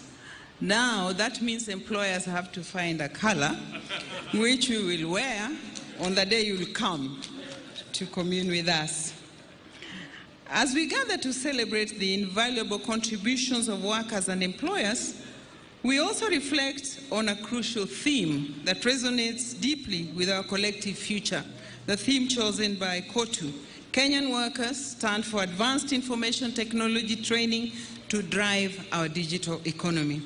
This theme underscores the pivotal role of skilled and empowered workers in harnessing the potential of advanced information technology to propel our nation's digital transformation and economic growth. As the saying goes, the future belongs to the prepared. The important issue is not what the future holds for us, but how prepared we are for that future. The World Economic Report, released on the 16th of April this year, indicates that slowdown in total factor productivity, increased misallocation of capital and labor between firms within sectors, demographic pressures, and a slowdown in private capital formation as the key challenges facing the world economy today. Depending on how you look at them, these challenges also present unique opportunities that we can tap into to take our country to the next level. Improving our productivity at macro and micro level is something we should focus on if we are to remain competitive as a country. I know this is not a topic that Francis likes, but we need to talk about it. It is time that we took significant steps towards increasing our productivity. Let me now talk a little about our demographics. The figures that we have indicate that nearly 2 in every 3 new entrants into the global workforce over the medium term will come from India and sub-Saharan Africa, our part of the world. The developed economies and China will struggle with the effect of an aging population. The global imbalance in labor supply also points to the importance of migrant workers for advanced economies and labor migration, especially for India and sub-Saharan Africa. So, Your Excellency, employers support your efforts in advocating for well-regulated labor migration. We need to improve both our skill systems and labor migration policies to ensure that our people who migrate to work can compete for high income and quality jobs. Another reality is that whereas the labor force participation rates are projected to decrease in advanced and high income middle economies, low-income countries such as ours are expected to experience a sharp rise, 2.1% growth in labor supply. This highlights the need for Africa to focus on job creation to translate this supply growth into employment. We need to focus on programs that spur growth of job-rich sectors such as manufacturing, agriculture, tourism, and hospitality, among others. We also need to support our enterprises to expand and create employment for our people. Your Excellency, for us to create a labor market environment that supports business growth and employment creation, 3 key actions are needed. And the first one is strengthening social dialogue and tripartism. Collaborative engagements between government, employers, and workers' representatives is not just ideal. It is a practical necessity for fostering mutual understanding, resolving industrial disputes amicably, and creating work environments that are conducive to productivity and workers' well-being. I want to appeal to the government and the doctors to give social dialogue a chance to resolve the ongoing strike by the doctors to alleviate the suffering of Kenyans. When all stakeholders come to the table with a willingness to listen, to learn, and to compromise when necessary, it paves the way for sustainable solutions that benefits everyone involved, and we get win-win solutions. So, Your Excellency, we are looking to you to help us resolve this national huge challenge. Social dialogue is effective when we create and support institutions of social dialogue, both at national and enterprise level. For example, we need strong labor sector bodies such as the National Labor Board, Wages Council, and enterprise level committees. Your Excellency, these last few days, I've heard the Secretary General of COTU pushing for a general wage increase or saying he'll push for a general wage increase. And I understand where it's coming from, because the workers are struggling with a reduction in their take-home pay. But the reality is that there is no legal framework that supports general wage increases in Kenya.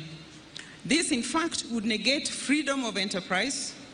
The determination of wage review beyond the minimum wages that we often discuss, which are set by the state, is done through negotiation of collective bargaining agreements or at employment contract level. So I do implore us all as labor sector leaders and as a country to delink wage adjustments, including statutory minimum wages, from the National Labor Day celebrations, and to allow these institutions to do their work, to deliberate, and to advise the government. As of today, it is unfortunate that no minimum wage council has met to deliberate and advise on the minimum wage adjustments as required by law. Therefore, any call to adjust minimum wages without following the laid down procedures and law undermines social dialogue and tripartism. I also want to put in a word for respecting the independence of trade unions and employers' organizations. These institutions play a crucial role in the labor sector and have done so since independence. Trade unions and employers' organizations are fundamental to harmonious labor relations, and they support the upholding of the rights of both workers and employers and the promotion of fair labor practices. So I would appeal for support and recognition of the role that these bodies play. Lastly, Your Excellency, I want to appeal for support and protection of business. I want to highlight the critical importance of this because I believe that our businesses are the backbone of our economy alongside the workers who do the work, and they are the pillar of our society. So supporting business means creating an enabling environment for enterprises that fosters innovation, entrepreneurship, and investment. This includes providing access to capital, promoting market competitiveness, streamlining regulatory processes, and offering incentives for growth and expansion. By supporting businesses, we create a ripple effect of economic opportunities that benefit workers and their families. Your Excellency, in my engagement with various members of the Federation of Kenya Employers, their request to the government is simple. They need a stable, predictable, and simple regulatory framework that will enable their businesses to cope and to grow. This regulatory framework should also support informal businesses because we know we have a huge informal sector, and these should become more productive, should have access to regional and international markets, improve on their skills, and acquire modern technology and equipment in their production to boost the economy, which is also in line with the theme we are discussing today. As I conclude, Your Excellency, we want to celebrate the hard work and dedication of workers and employers across all sectors and the role played by your government in enabling us to play this role.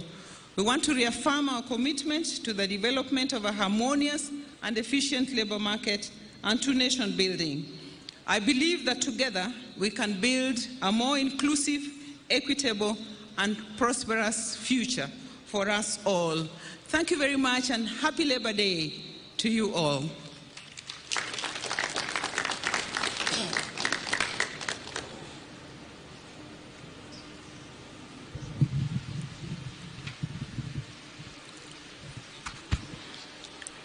Your Excellency,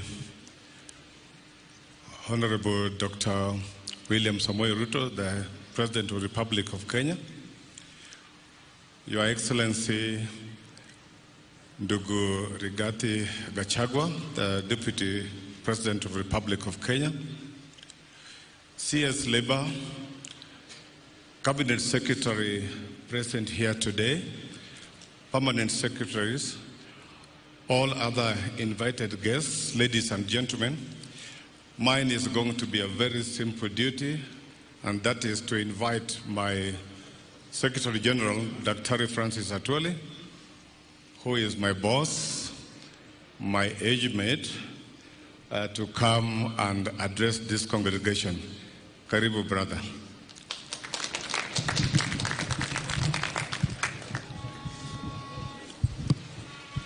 Thank you very much, my brother Ben.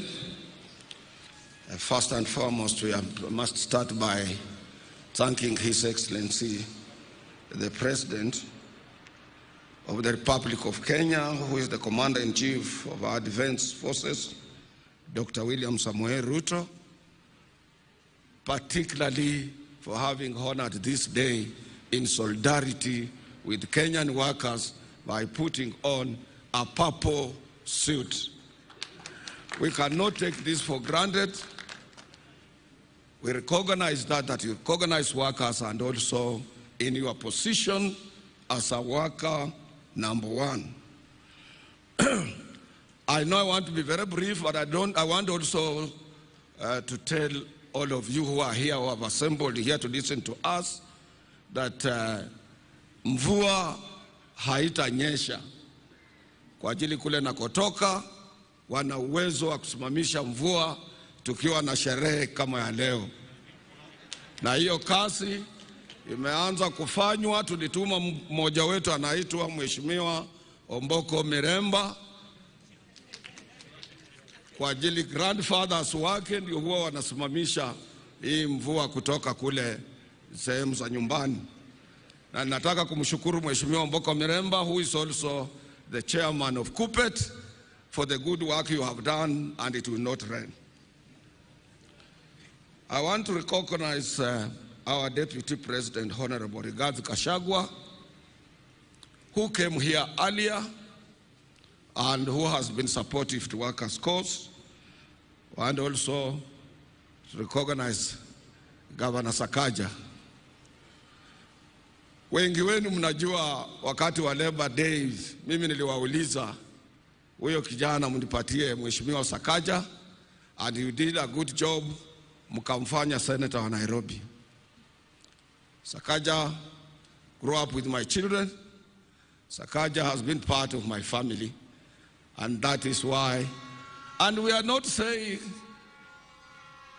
that the performance vis-a-vis his position might not be satisfactory, but we must develop channels such as the one I've developed, and I communicate to him on issues of informal sector in Nairobi and what is happening and how we can make our city to be beautiful without really throwing stones at him.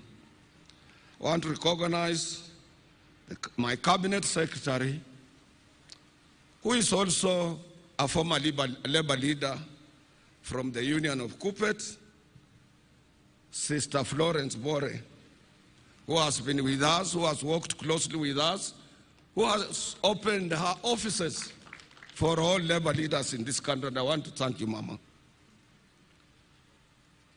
Those cabinet secretaries who might be around here with us, we recognize you. Our Principal Secretary, Minister of Labor, Social Protection, State Department for Labor, Honorable Shadrach Mwangola Mwadime, the Principal Secretary, Minister of Labor and Social Protection, State Department for Social Protection and Senior Citizen Affairs, Honorable Joseph Mogosi Motari. Other Principal Secretaries present, my twin sister, Executive Director of Federation of Kenya Employers, Sister Jacqueline Mugo, the Honorable Member of Parliament for this area, the young man Felix Jalango, is very much known as Jalas.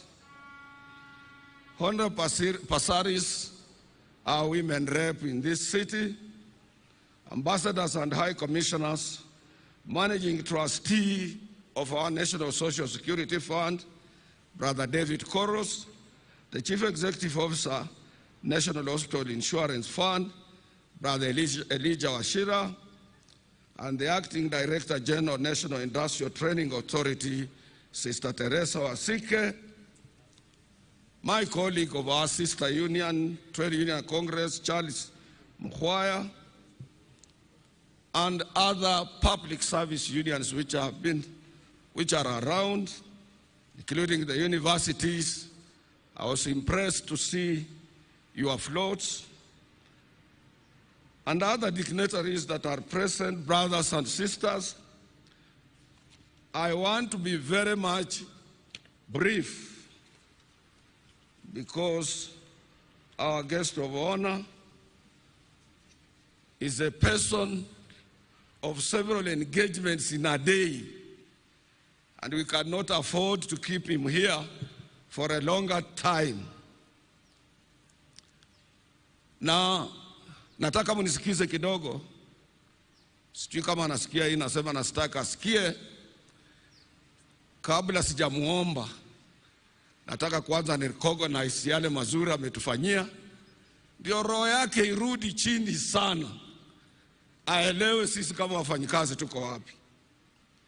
First and foremost, Your Excellency, I want to take this opportunity to thank you for honoring our invitation to be our chief guest today on this, our 59th Labor Day celebrations, under the theme of the work you are doing, that Kenyan workers stand for advanced information technology training to drive our digital economy. Your Excellency, that's where the world is going. The world is going digital, and that is why our Executive Board decided that theme. Let me also thank Your Excellency for assembling, that was a day before yesterday, assembling over 21 heads of government, including 14 presidents, during the International Development Association Summit in Nairobi. Your Excellency, I want to remind you, since I've been around for some time, that the only president who used to assemble a such magnitude number of heads of state, particularly from Africa and abroad, was the founding father of this nation, Mzee Jomo Kenyatta. And he went further to invite the different heads of the international institutions, including World Bank.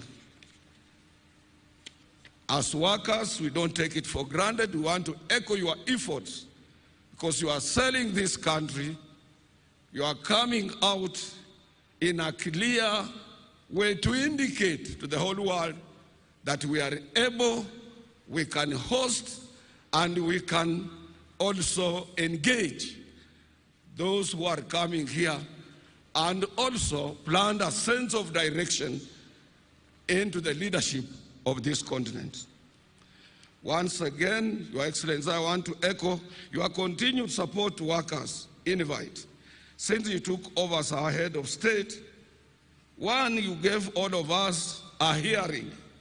That was the trade union delegation, which was at State House with you on 14th of February last year, followed by presiding over our last year's Labor Day. We want to thank you, Your Excellency. We can't take it for granted.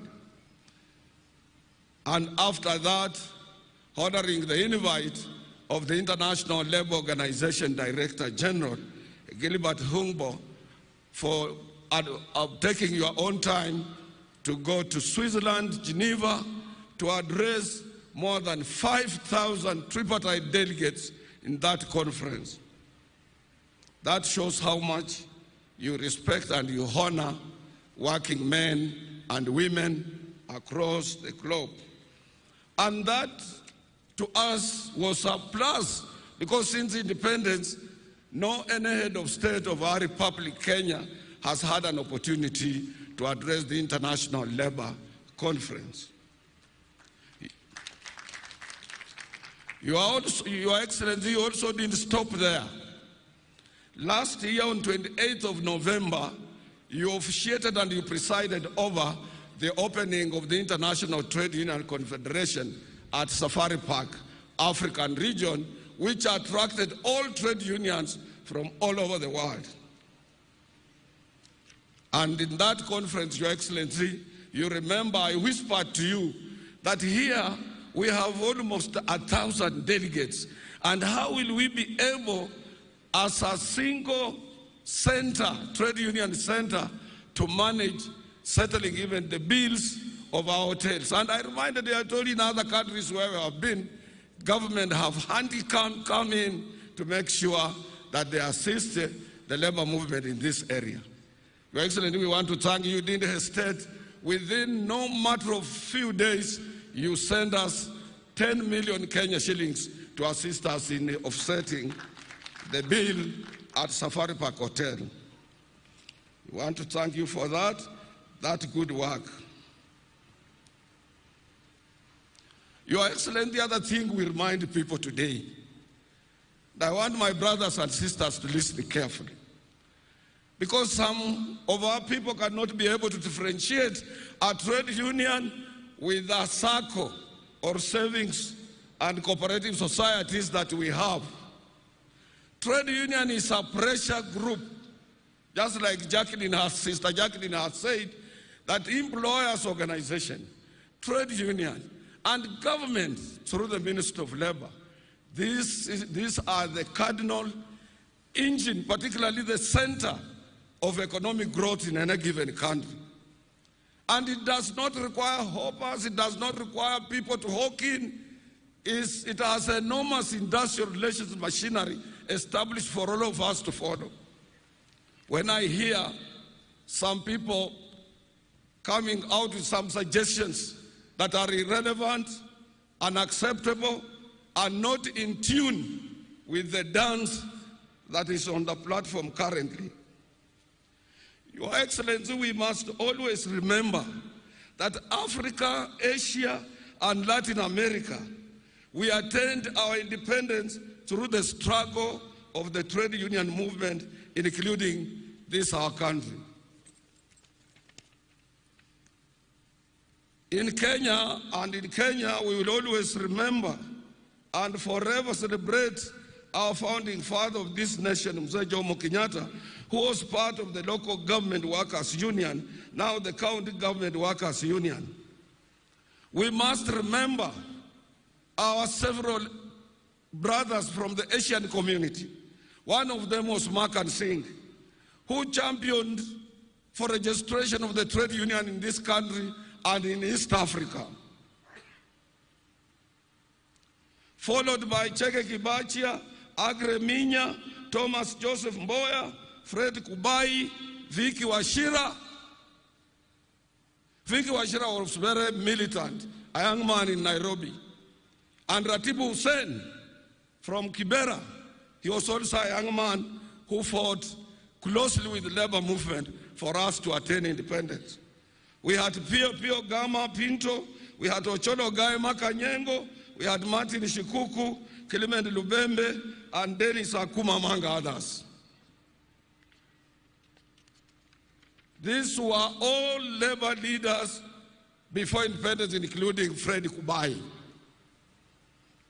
And across Africa, Your Excellency, trade unionists who spearheaded their countries to independence were John Tetiga of Ghana, Ahmed Tilil of Tunisia, Paul Humphrey Luanda of Uganda, Rashid Kawawa of Tanzania, Abdoulaye Diallo of Guinea-Conakry, Demba Diop of Mali, as well as Cyril Ramaphosa, the current president of South Africa. These are the gallants, fearless fighters, people who set us free from the labor movement. And we must remember them. We must have their history. They were not people who had been appointed by government on various positions and they want to pretend to be labor leaders. Shanzi son. And Your Excellency, today's trade union movement has changed from agitation to scientific dialogue. That is why you don't hear us on newspapers. That is why you don't hear us fighting. We are busy with the employers in boardrooms, negotiating for good terms and conditions of service of our members. And Jacqueline is here. She can bear me a witness. In my own union this year, I signed more than 44 CBAs to cushion workers from the cost of living. And some say, atuoli, amekaa tu pale, hii mzee. Ni mzee wa ujuzi, mzee wa kisasa.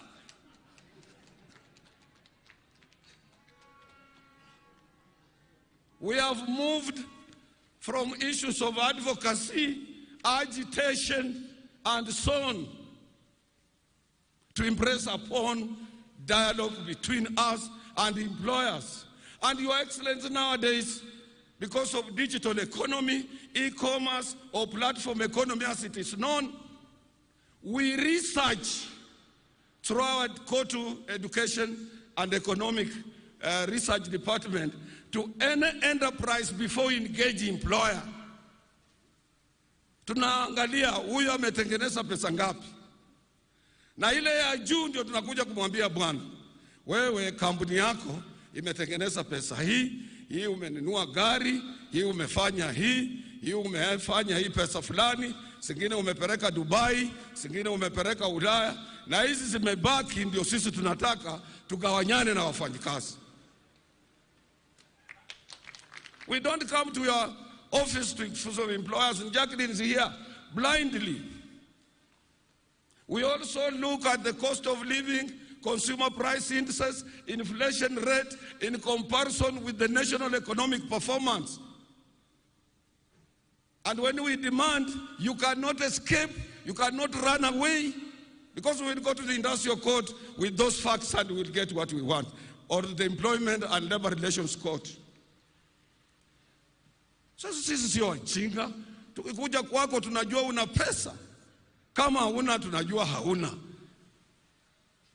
Now CBA has about 40 to 30 clauses. We will look into those areas. Other areas we leave financial aside. We will live until we support you to maximize profit, and that profit we will share. Your Excellency, as I'm standing here, we have a slogan that an injury to one is an injury to all. Sister Jacqueline alishikia kidogo hali ya madaktari wetu, clinical officers. Saa ingine usiku hatulali, Your Excellency. Tukisema tutafuta njia gani mwafaka, which route, because you managed us on 6th of March, wakati ulitangaza serikali haina pesa, you rendered court impotent, you rendered FK impotent, you rendered your Minister of Labor impotent, you rendered that committee that you had set out where my deputy was impotent, because as a worker number one, when you take over a dispute, we cannot contradict you. We can't. We have no leeway in any machinery to contradict the head of state. And we must look for channels. Pale unakaa, Your Excellency, sio rahisi kufika. Kule ndani wewe ulikuwa free. Zamani ulikuwa unakuja kwa nyumba yangu nyumbani, unajua familia yangu, ukitengeneza chama chako cha URP, ilikuwa mtu tu unaweza kutana na yeye kwa njia, unakula na yeye mahindi. Little did we know, even we people who are in Azimio, utatoka nyuma upite kwa sisi namna hivyo na uwe president. So that position kukufikia sio rahisi. But I know on each and every issue you have an answer. Hiyo tunakuachia, Your Excellency. Jacqueline Mugo amesema tunakuachia. And I know you are able minister. We have been in touch all the time, even the Minister of Health. Hii mambo yote tunawachia wewe. We are all your children. We are all, and we respect you. And you move faster. So Your Excellency, with your own wisdom and advisors, you will have an answer for us, and may God bless you on that.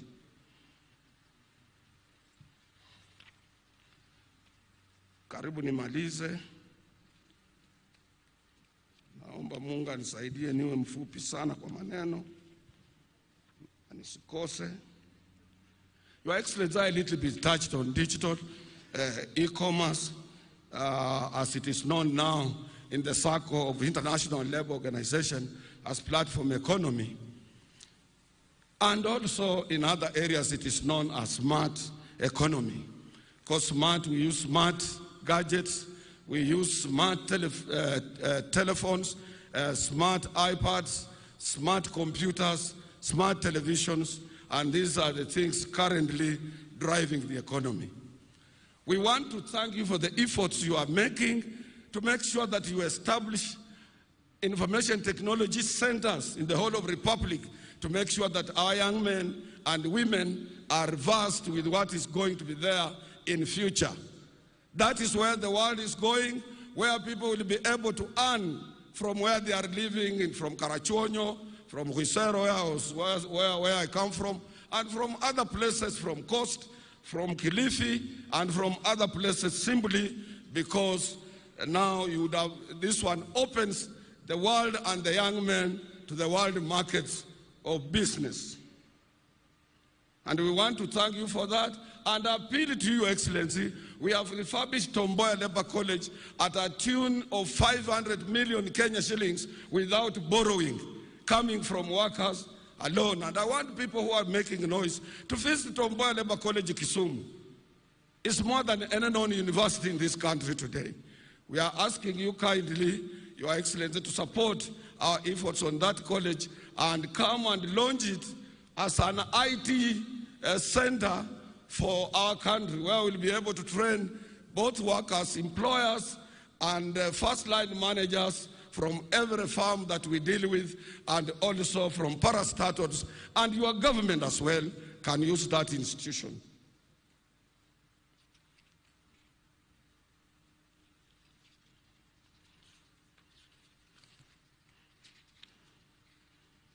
Your Excellency, you appointed me on Social Health Insurance Authority, SHIA.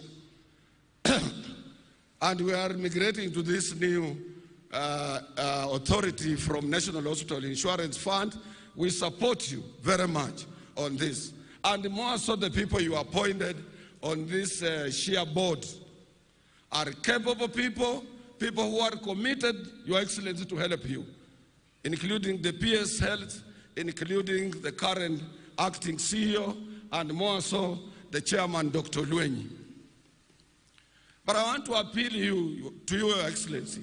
You need to come in and assist us to make sure that infrastructure is within the Ministry of Health, is dealt with quickly, so that we can be within framework of making sure that as we start registration, everything is in order and everything is going on as planned. But we will support you in this area. Some of us, where you are either, as I'm telling you, it has capable members of the board that I've never seen in another board. People who are concerned, Your Excellency, to support you. Only little bit extend your hand in support of what they are trying to come up with.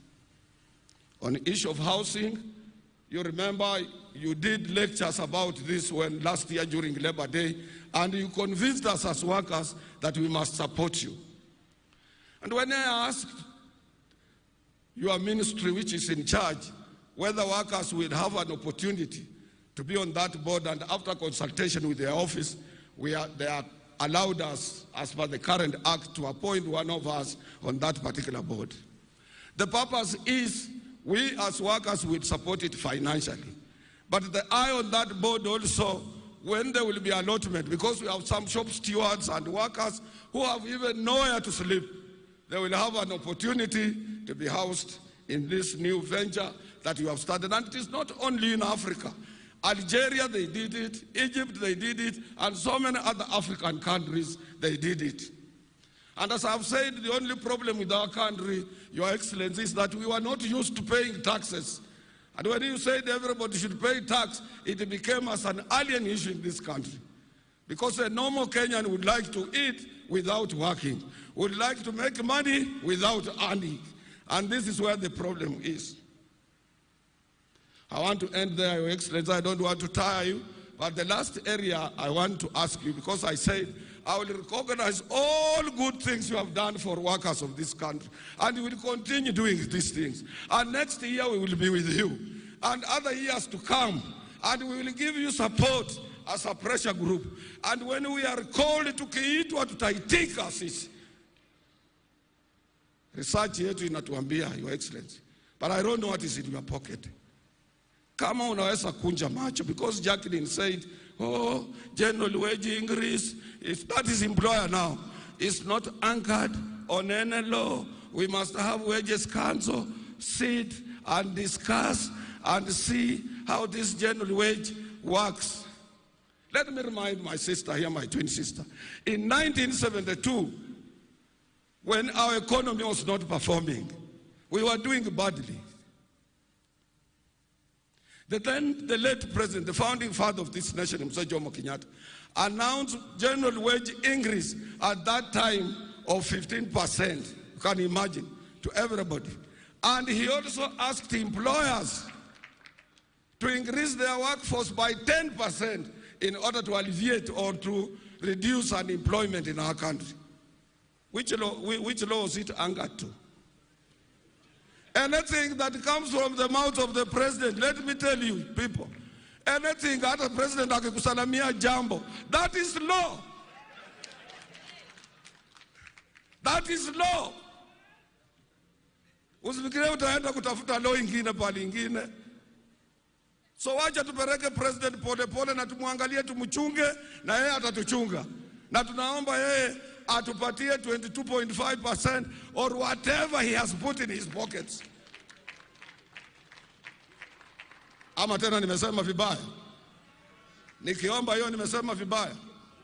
And let me remind our economists, even when our shilling was being devalued, we said on 14th of January that this devaluation of our shilling, which was on speedy rush, did not reflect the true economic activities on the ground. Because most of you economists, you are around the year 2007 to 2009, when we had a global economic and financial crisis, when Obama was coming in. This did not affect Africa because our economy is driven, our formal economy is driven by informal economy, which has huge of deposits in our banks. We don't rely to money from outside. Mama Chondo, Mama Mboga, Jua Kali, wanapeleka pesa kwa banki kila siku na Chondo. And that is why our economy is steady. And I want to appeal to His Excellency to give infrastructure to our informal sector, to support them and ask governors in various county governments to make sure that markets are built, the informal sector people are not harassed by taxes and so on. These are the people who drive our economy. And Kenya is one. After His Excellency akisema 30%. Now we work hard to redouble our efforts in various places to correct the economic anomaly. We will still spur economic growth. We thank you, Your Excellency, the President. May I invite our Honorable Minister for Labor, who has done a commendable job, to make her remarks and follow the rest of the protocol. I thank you, Your Excellency.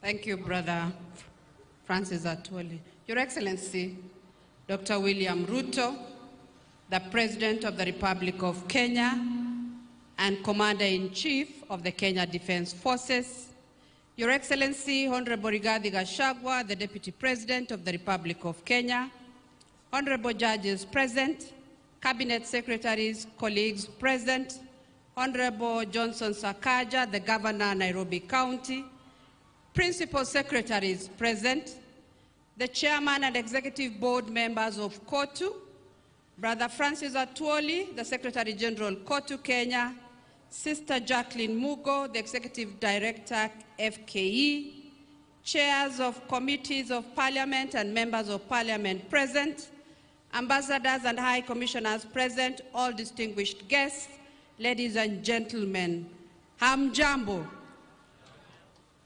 It is an honor to mark the 59th International Labour Day in the company of esteemed workers gathered here at Uhuru Gardens, Nairobi. I wish to express my sincere gratitude to you, Your Excellency, Dr. William Ruto, the President of the Republic of Kenya, for honoring our invitation once again to celebrate with workers on this special day. This is a testament of Your Excellency's commitment to the welfare of workers. We deeply appreciate this great gesture. Today, we join hands with millions around the world to observe the International Labour Day, a day in which trade unions celebrate workers and the fruits of their labor. The theme of this year's celebration, Kenya's workers stand for advanced information technology, training to drive our digital economy. It aligns seamlessly with the bottom-up economic transformation agenda 2023 to 2027, as it underscores the need for readiness to adapt to the changing world of work brought about by digitalization. The emergence of the gig economy signifies a profound shift in employment dynamics across the world as countries embrace rapid digitalization of economic activities in e-commerce and employment. The demand for labor in the digital economy necessitates the need to devise new strategies in governance and policy framework for fair distribution of gains and opportunities. The new jobs in the digital and gig economy come with limitations on how work is organized and regulated, with workers having limited job security, restricted access to social protection, career progression, and the lack in the right to organize collectively. Conscious of these challenges, we note that constructive dialogue, drawing the tripartite and other stakeholders, is crucial to ensure decent work for all. We now have a community of practice, and my ministry is collaborating with stakeholders to review labor laws in this regard. Your Excellency, my ministry has put in place additional measures to ensure skills development is responsive to the labor market demand. Our government launched the National Skills Inventory to map out the skills of all Kenyans seeking employment to enhance employability locally and abroad. In the pursuit to address the high unemployment rate, government has continued to engage with other governments who have a high demand for labor through initiating negotiation of bilateral labor agreements or memorandum of understanding to provide safe and orderly labor migration. We have retained foreign employment on top of our agenda, and so far we have pursued and signed 4 bilateral labor agreements, and 7 are at an advanced stage of negotiation, while 14 are in draft form. The aim is not only to provide overseas opportunities, but also to encourage the return of skilled workers with enhanced capabilities. Encouragingly, there are 254,312 active jobs that have been advertised by the private recruitment agencies on the National Employment Authority website at www.neaims.go.ke.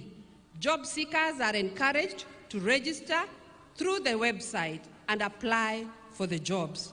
Your Excellency, in our quest to foster workplace harmony and acceptable conditions of work, the Labor Inspectorate has diligently processed over 11,000 labor disputes and conducted more than 12,000 workplace inspections and facilitated registration of an additional 334 collective bargaining agreements in the last 1 year. My ministry remains steadfast in engaging social partners, and I once more call upon the healthcare workers and employers to reconsider their position for a win-win outcome. We need normalcy to be restored in the health sector to bring to an end the suffering of our people. In recalling the Durban call to action on elimination of child labor by 2025, my ministry recently joined the Alliance 8.7 on a pathfinder as a pathfinder country, and further established 7 county child labor committees to address child labor issues at the county levels. These efforts underscore our unwavering dedication to uphold children's rights to social and educational development. Your Excellency, social protection is a mandate of my ministry, and we continue to implement the cash transfer programs with an increase in social assistance coverage to orphans and vulnerable children and persons living with disabilities, as well as the Inua Jamii program for the elderly persons, where government has committed 28 billion.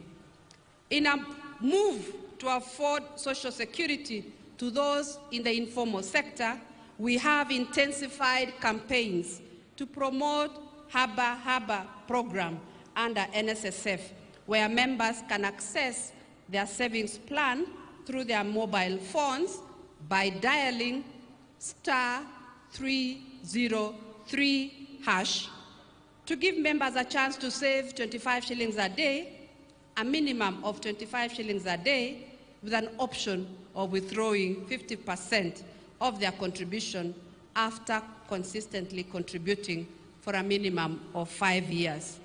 My ministry is also developing bills to enhance the legal framework for protection of labor, which include the Labor Migration Management Bill, the Social Protection Bill 2024, the Work Injury Compensation Act Bill, Occupational Safety and Health Bill, National Productivity and Competitiveness Council Bill, among others, which are at various stages of development. Your Excellency, on the international scene, my ministry has also made good progress towards the ratification of Convention 189 on domestic workers and Convention 190 on violence and harassment. Public participation in public fora and media platforms are ongoing to build consensus, and we will soon present the country position to Cabinet for way forward. I thank all stakeholders involved, including our social partners, for their submissions and guidance. Allow me, Your Excellency, to appreciate COTU and FP ministry locally and internationally.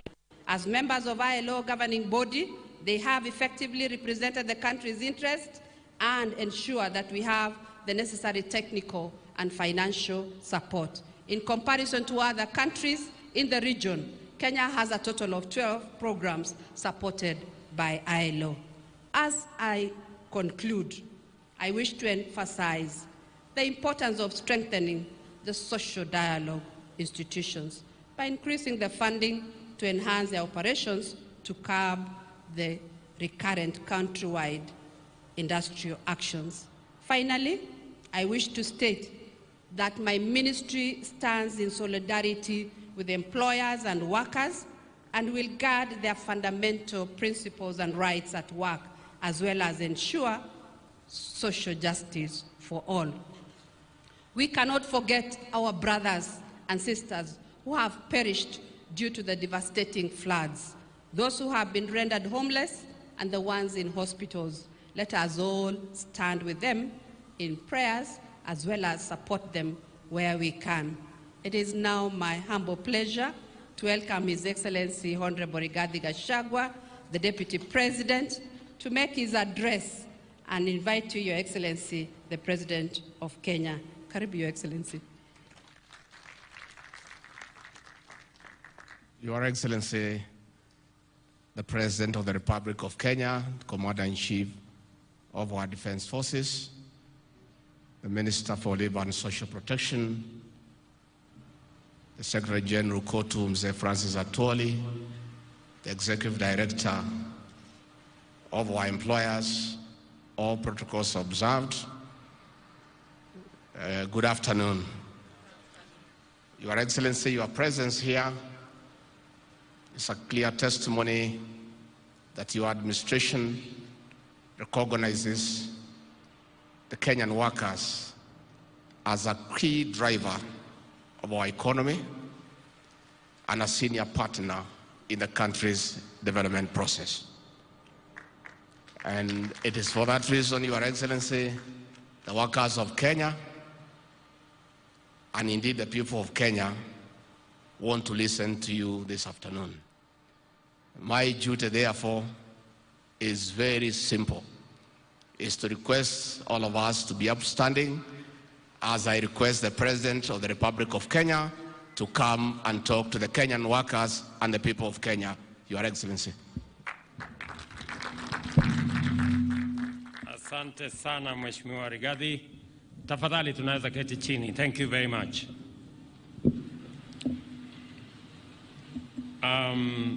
Mheshimiwa Rigathi Gachagua, Naibu wa Rais wa Jamhuri ya Kenya, Waziri Bore, waziri wa mambo ya wafanyikazi, kiongozi wa wafanyikazi Secretary General Francis Atwoli, wafanyikazi wote wa taifa letu la Kenya pamoja na trade unions zote, hamjambo. I am profoundly honored to join you and all other Kenyans in commemorating the 59th International Labour Day, a moment to celebrate and acknowledge the dedicated contribution of Kenyan workers to our nation's economic growth, including our nation's independence. This is also a time to reflect with gratitude on the role of Kenya's labor movement in laying the foundation of our nation's freedom and also prosperity. It is clear, therefore, that Labor Day is more than a celebration. Today, we also honor the labor movement's historical campaign for fair wages and decent working conditions, which continues to inform our commitment to improving the welfare of every Kenyan worker. We embrace the theme that you have laid out, Kenyan workers standing for advanced information technology training to drive our digital economy, which is not only aligned with, but also underscores the government's significant strides in digitizing our economy and integrating digital technology across various sectors and in the entirety of our economy.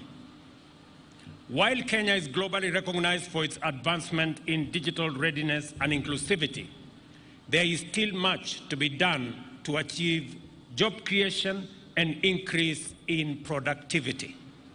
I listened to our sister Jacqueline, and she emphasized on the issue of productivity, and we are all aligned that that should be the facing forward of our job market.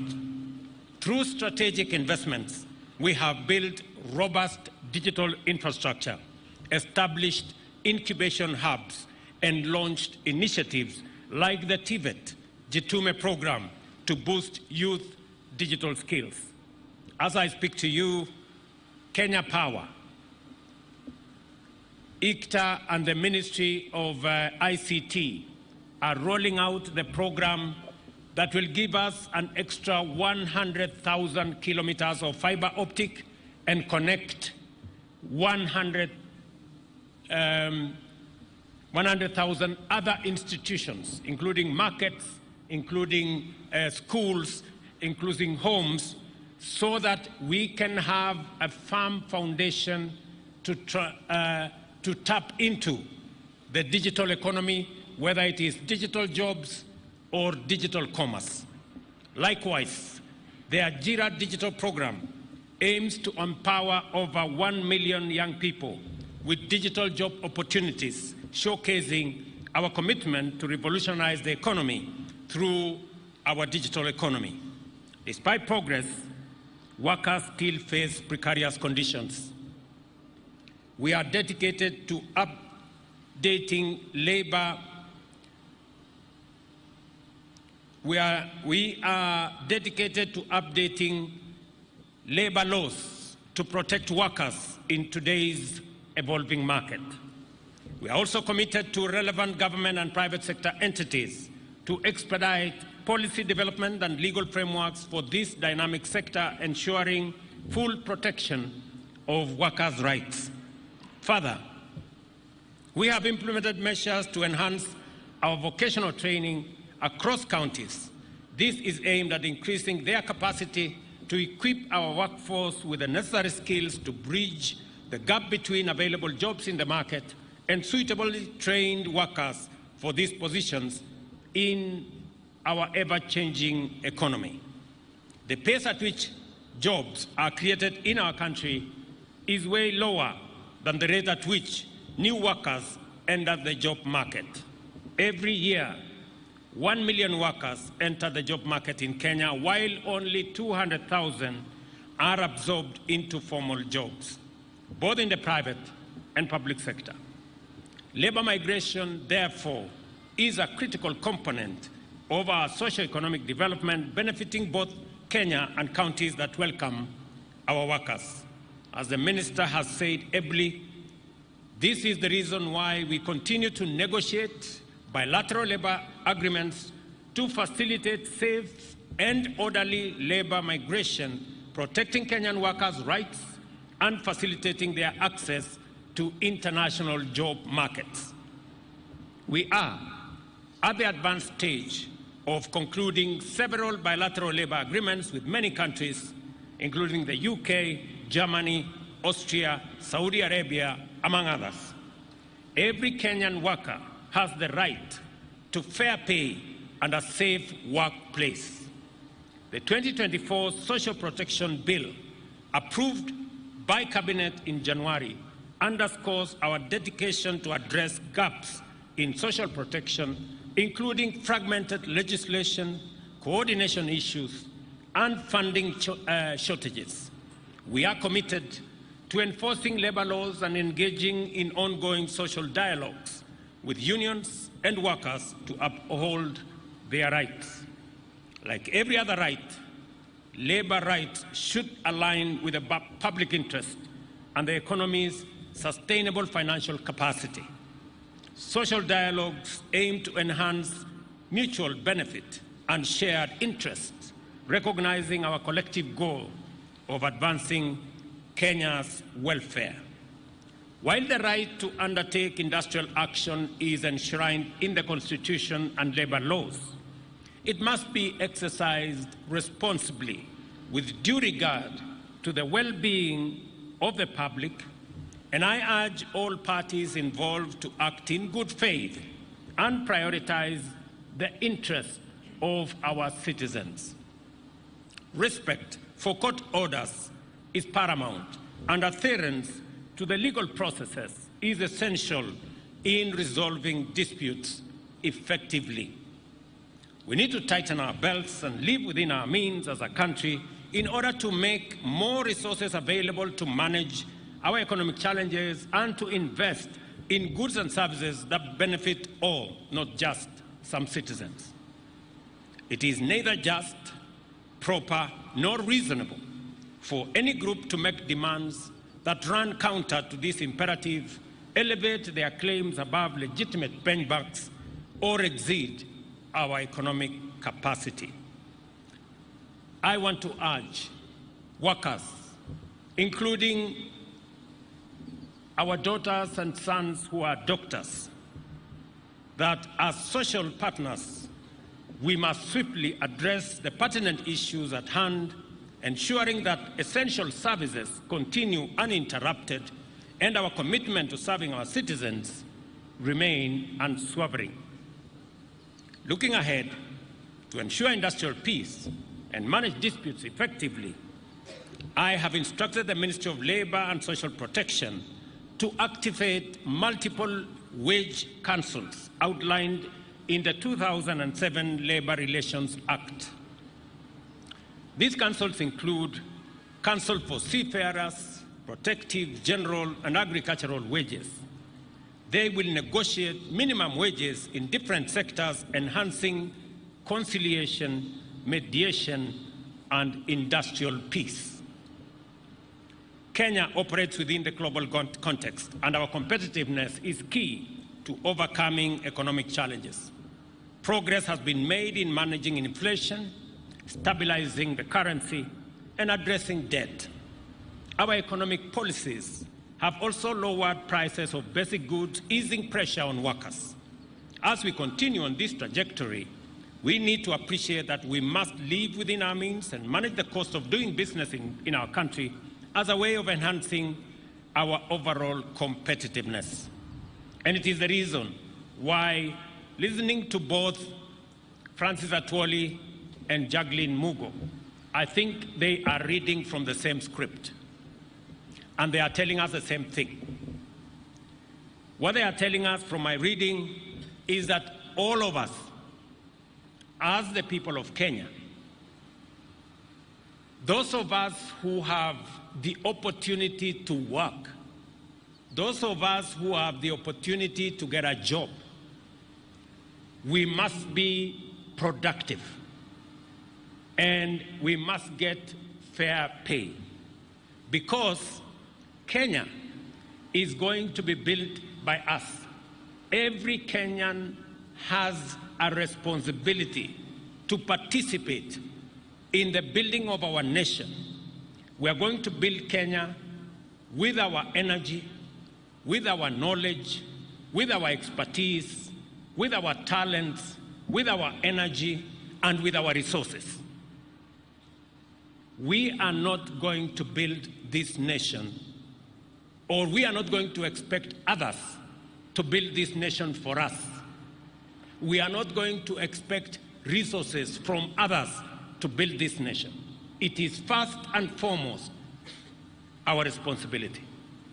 And that is the reason why we must bring into the bracket as many Kenyans as possible to participate in working in Kenya, so that they too can contribute their talent, their energy, their expertise, their knowledge in building our country.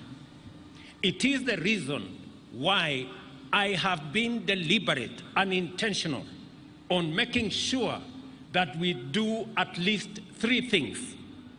Number one, we have a deliberate program on how to create more jobs. As I talk to you today, we have 140,000 young people who were not working last year, but they are working this year in our housing program. As I talk to you today here, we have another 120,000 young people in our TVETs, in our ICT hubs today, who are earning salaries, who have a job, a digital job. 120,000 who did not have that job last year. It is because we have been intentional on creating additional opportunities for young people in Kenya to work. It is also the reason why we are reorganizing labor migration, why we are signing bilateral labor agreements, because it is my intention that every year we should be able to send 250,000 Kenyans to work in different parts of the world, so that we can enhance and we can increase the number of people who are working abroad and also enhance our remittances from abroad. I am very happy that from last year to this year, we have increased our remittances by about 50 billion. And it is my intention that in the next 5 years, we should take our remittances from $4 billion to $10 billion. And I am committed, and I believe it is doable, because I can see we are in the right trajectory. Kwa hivyo, kwa sababu tumekuja hapa katika mkutano huu wa wafanyikazi, na mimi pia ni mfanyikazi kwa sababu nimeajiriwa na Wakenya, na nimekuja hapa kuungana na sisi wote, serikali, FKE na shirika ya wafanyikazi, sote tukiwa timu moja. Na ndio nimesema hatuna haja na ugomvi. Ni vizuri tunaweza kuketi chini pamoja.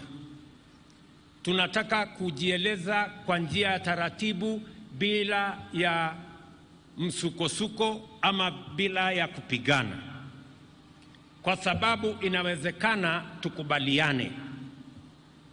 Na ndio nawauliza hata madaktari wetu, tumeweka kwenye meza yale serikali iko tayari kufanya.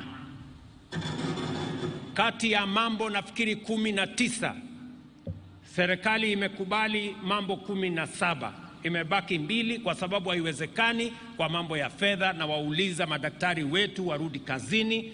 Mambo tutarekebisha, uchumi tutazalisha, na kila mtu atapata haki yake tukisonga mbele. That is what we must do. And we must be brutally honest with one another. Hakuna haja ya kudanganya. Hakuna haja ya kutafuta umaarufu. Tuambiane tu ukweli. because those of us who are elected as leaders, we are not elected to be popular. We are elected to serve and to transform our country and to work for those who elected us. I find a lot of leaders, they spend so much time trying to be popular. When will you have time to work for the people who elected you? If all the time your focus, your attention, your energy is on how to continue being popular. Leadership and the transformation of the country is not going to happen if we don't focus on why we were elected. And I want to ask all of us, na niwaulize kwa unyenyekevu, kwa sababu ukienda hapa Mukuru, sio mbali kutoka hapa. Hapa Mukuru tunajenga nyumba 14,000. Saa hii inaendelea pale. For those of you who are in doubt, I ask you after this meeting, muende pale Mukuru. Kuna pale wafanyikazi zaidi ya 4,000 wanafanya kazi hapo kila siku. Hapa Nairobi tunataka kujenga nyumba kati ya 50,000 na 70,000 kila mwaka.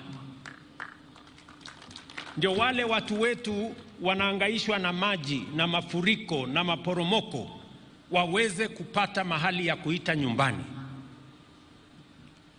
Niliwaambia inawezekana Mkenya mwenye analipa shilingi 3,000 tuwe na nyumba iko na choo, iko na maji, iko na stima, nyumba ya gorofa, lakini ni ya shilingi 3,000. Ule mjamaa ameketi kwa mabati, leo mahali kuna mafuriko anaweza kupata nyumba hiyo, na hiyo ndio mpango yetu kama serikali.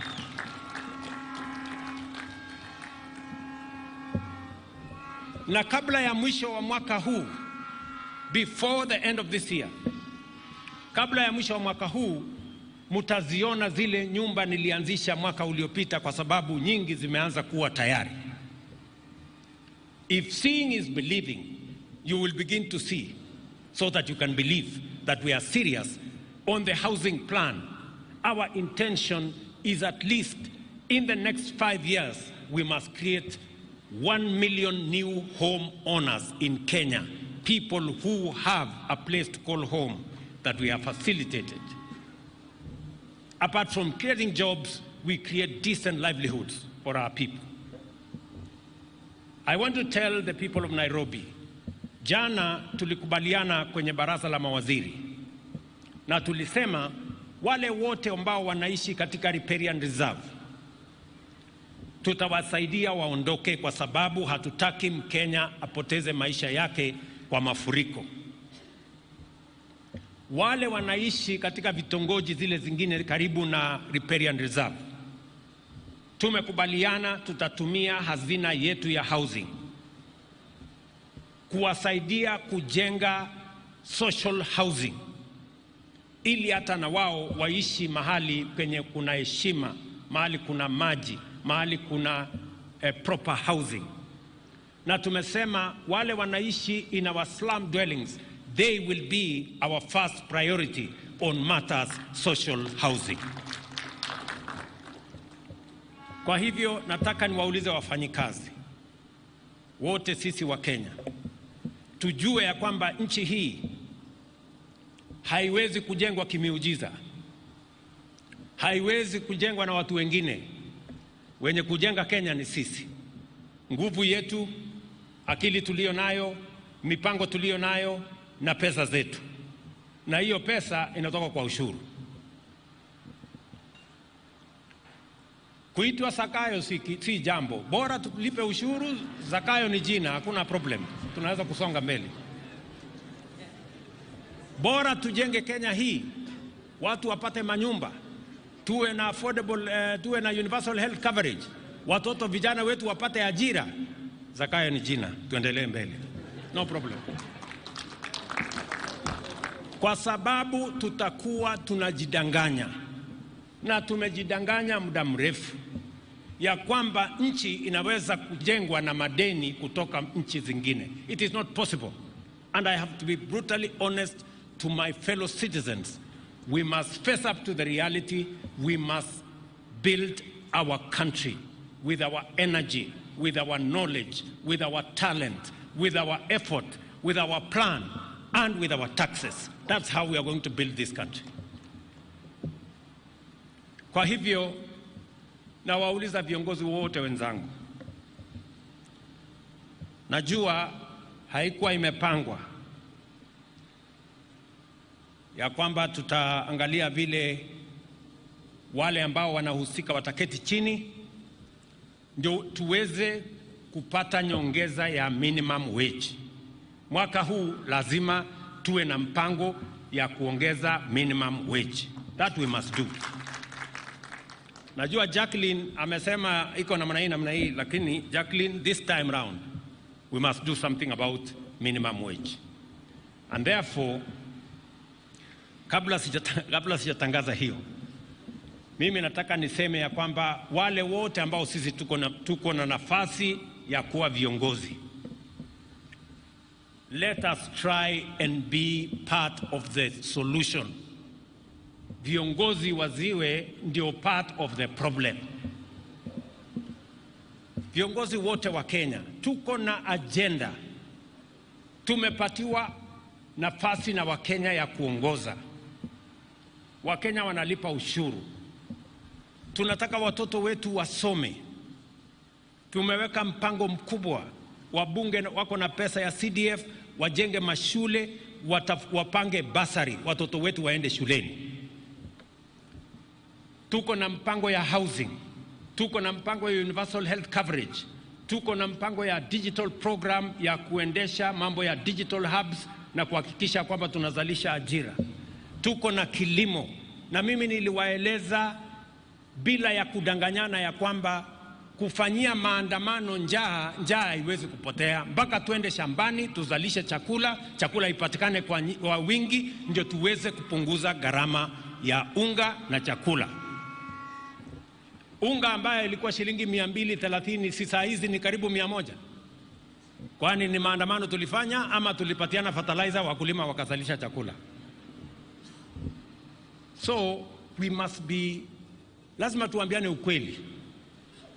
Na hiyo ukweli mimi nitazidi na kusema mpaka sisi wote tuende barabara moja, kwa sababu hivyo ndivyo tutakavyobadilisha taifa letu la Kenya. Kwa hivyo nawauliza,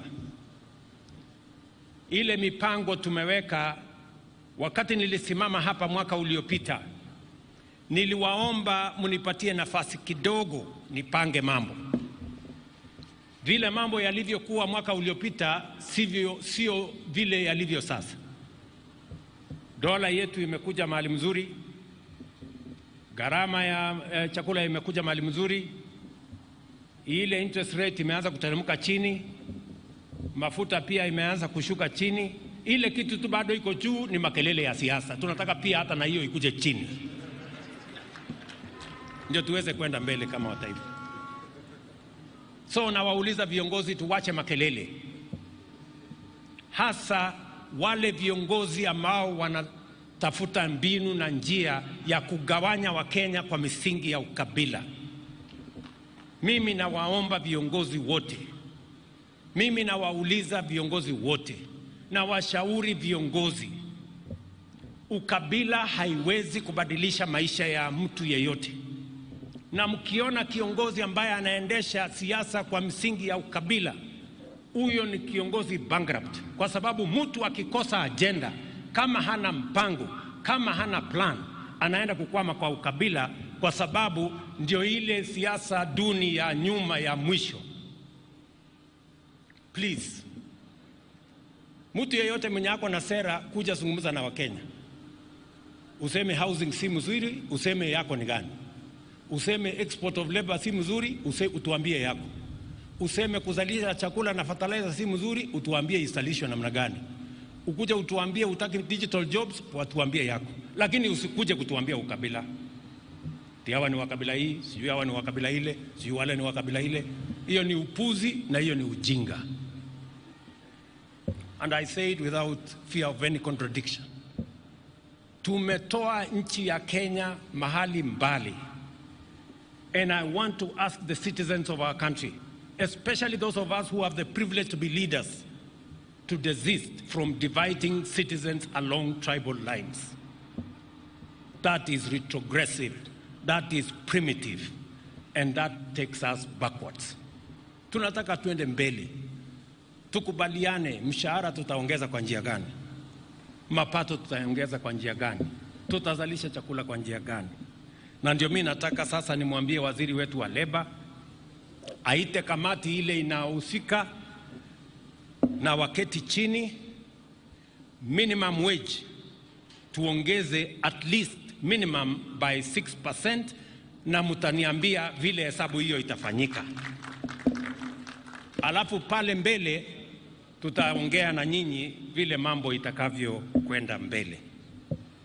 As we commemorate Labor Day, let us rededicate ourselves to doing our best and contributing our utmost to enhance the welfare of every Kenyan. Thank you very much. God bless you. God bless our great nation, Kenya. Asanteni sana.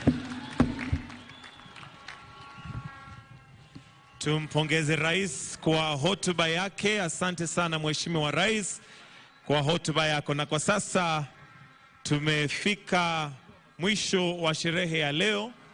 Kwa hivyo naomba mahali tulipo tuweze kusimama ili tumalizie kwa wimbo wa taifa. Kwa hivyo naomba sote tusimame wima mahali tulipo tumalizie kwa wimbo wa taifa.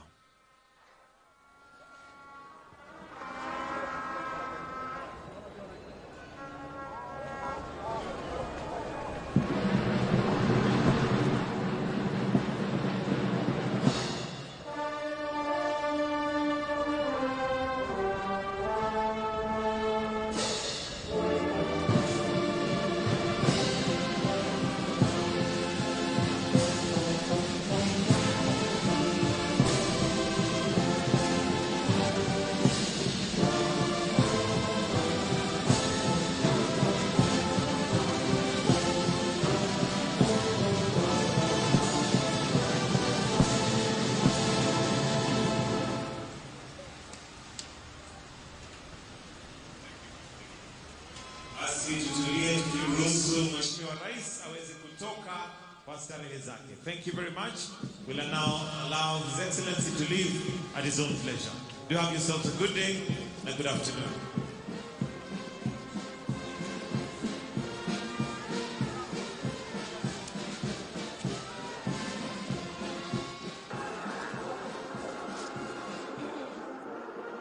Na mtazamaji, bila shaka tumefika kikomo mwa ya hafla hii, siku ya kusherehekea wafanyakazi ulimwenguni ambayo huadhimishwa kila tarehe mosi ya mwezi wa 5. Na tayari hotuba ya rais isha kupeanwa. Rais ameweza kutamatisha kabisa hafla ya siku ya leo. Pengine Serafina tu kwa kifupi, kwa sababu tuko na muda mchache, uweze kutuambia tu kwa faida yule mtazamaji ni mambo gani ambayo umeweza kuyapatia kipaumbele kwenye hafla ya siku ya leo. Bila shaka kwenye hotuba yake Rais Dr. William Ruto ameweza kuwahimiza Wakenya kuwa japo tunataka tuweze kupata nyongeza ya mishahara na vile vile taifa liweze kuendelea, kipato cha taifa kiweze kuongezeka, ameweza kusema ya kuwa lazima tuwajibike, tusiweze kutegemea tu mikopo kutoka nje, tuweze kuwajibika, tuweze kufanya kazi, tuweze kuweka tija katika kazi.